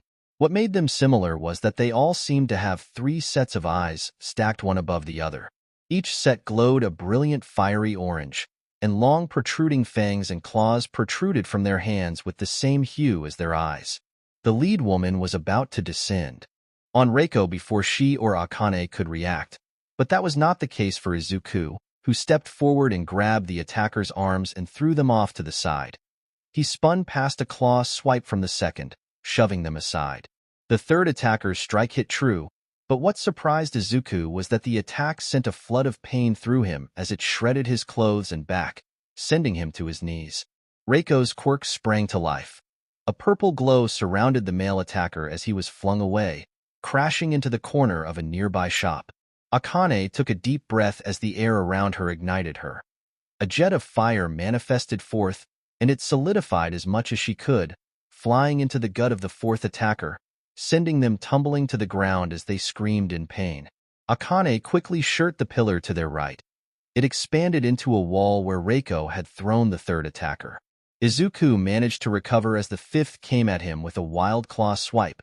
He quickly ducked under the attack and drove a solid blow to the attacker's gut, driving the wind from the attacker. Or it should have, but they were enhanced in some manner. Wasting no time, he drove a fist into the back of their head, driving them to the pavement. When they collided, a guttural groan escaped their lips, and the 2 sets of eyes faded, as did the claws. To Izuku, it seemed like an unknown power had taken them over, and whatever connection was severed when they lost consciousness. Akane was never more thankful for all that damn training Katsuki put her through. When the second attacker came at her, she stepped forward, planted her feet, twisted her hips, and launched a right hook. It is connected with thunderous force. All Might would have shuddered at how well she delivered the hit. It landed right on the chin, its head rotated, and all the eyes rolled as their lights were turned out. Reiko's eyes narrowed in annoyance as 2 of their attackers rose into the air and collided roughly before they fell to the ground unconscious. Izuku grabbed her, pulled her aside from a claw swipe, and turned the last attacker's lights out with a strong uppercut. He felt a pang of guilt as it was the old man who went crashing to the ground. Akane grabbed her hand, and as the screams of panic continued, Izuku could see more of the 6-eyed people rushing around. He saw another group break from a pack and run at them, but Reiko stepped in front of her new friends before they got close. "𝗂𝗵𝗲 𝗵𝗃, she called out as her hood and cloak fluttered by an unseen wind. Akane and Izuku watched in awe as most of the possessed attackers rose into the air. This time, though they were surrounded by purple energy, within that field, it turned black. The attackers were outlined in white as they rose into the air. Reiko raised her hand in a fist and screamed the strange words again. Akane and Izuku watched as all the people looked like they were being squeezed. Their heads drooped, and the signs of their possession faded, gently lowered to the ground. Reiko stumbled and fell back as her eyes rolled back in her head. Izuku caught her quickly, lowering her to the ground. As he did so, Akane stepped in front of them, dancing around her fingers, scanning the crowd. They could hear the panic dying as their attackers were on the floor, and pro-heroes were flooding the area. Loved ones were rushing towards their fallen partners or family, confused and scared at what had happened. Izuku could see people trying to explain and pointing towards their group as many people were drawn by not only Akane's fire but Reiko's display before she passed out. He focused his hearing and could hear the responding heroes calling for more backup and emergency crews as they walked toward him. He suddenly wobbled. A searing heat was radiating from his back like it was on fire. As carefully as he could, he laid Reiko down. Akane turned to check on her new friends and saw Izuku sweating and looking like death warmed over. "Holy hell, Izuku, are you all right?" Akane said. "Akane," he managed to choke out. "Call your mother. I need," was all he said as his eyes rolled back into his head. He fell forward suddenly, but Akane was there to keep him from face-planting. Kami was sitting on the ground, taking deep breaths. Everything had suddenly gone from a great shopping day to chaos. When the six-eyed monsters started attacking people, she called Nini and Dahlia to grab people and pull them into the store. When a psychos attacked them, Kami used her quirk to trap them in an illusion, making them fight each other until only one was standing. Nini activated her quirk amongst the panicked people, and an aura of calm and peace spread over them, leaving them almost zombie-like as they sat huddled in the back. Dahlia stepped in front of the group, the black lines running off her body and into the real world. She weaved them into a net to prevent anyone from coming through to the group. When the final psycho had managed to break through of Kami's illusion, he ran straight into the web. Delia collapsed it on him like a spider capturing a fly for later. When the heroes arrived, Kami released her quirk and sank down, taking a deep breath. Dahlia left the person cocooned until the heroes came in, and Nini fell to her knees, releasing people from their trance. As more and more officers flooded the scene, the attackers were being taken into temporary custody till it could be ascertained what exactly had happened. The heroes Harlequin and Ms. Joke had started to move towards the trio along with Jester when they saw the boy collapse. Quickly, they raced over. EMTs were arriving as all the chaos had hurt people, and the attackers had wounded some. "What happened?" Jester asked as he slid to the ground next to Akane, helping her to roll Izuku onto his side. Blood was beginning to stain the concrete around them from the deep gouge on his back. Ms. Joke came to Reiko's side and moved her out of the way. As she did so, Reiko's eyes fluttered open, and she attempted to sit up in a panic. "It's okay, my girl. Everything is under control, and the heroes are on the scene," Ms. Joke said quickly. Reiko looked around and saw two heroes attending to Izuku. Jester scooped up Izuku. "This kid is on fire, and we need to get him to the EMTs. What is his name?" "Izuku Kiyama," Akane said quickly. "His mother is Midnight." Jester's eyes widened slightly. "Understood. Harlequin, see if you can raise her on the hero network." "I didn't know she had a kid," Emmy muttered. "Midnight, that is it. I will never let him out of my sight again," Namiri screamed. She managed to hold her panic under control for the most part as she quickly contacted Chio. Thankful that Izuku's grandmother had returned to the UA and was near enough to get to the hospital for Izuku. Nizu was scrambling to have his ambulance rerouted to the hero facility as containment was becoming a high priority. They didn't want Izuku's blood samples getting out into the world. There was also the concern that Ms. Joke, aka Emmy, had reported that Izuku was bleeding from a deep gash across his back and that he was running a fever. Izuku had never been sick with a cold for most of his life. There was only a small one not long after he arrived, but he shook it off quickly. Then there was the cut.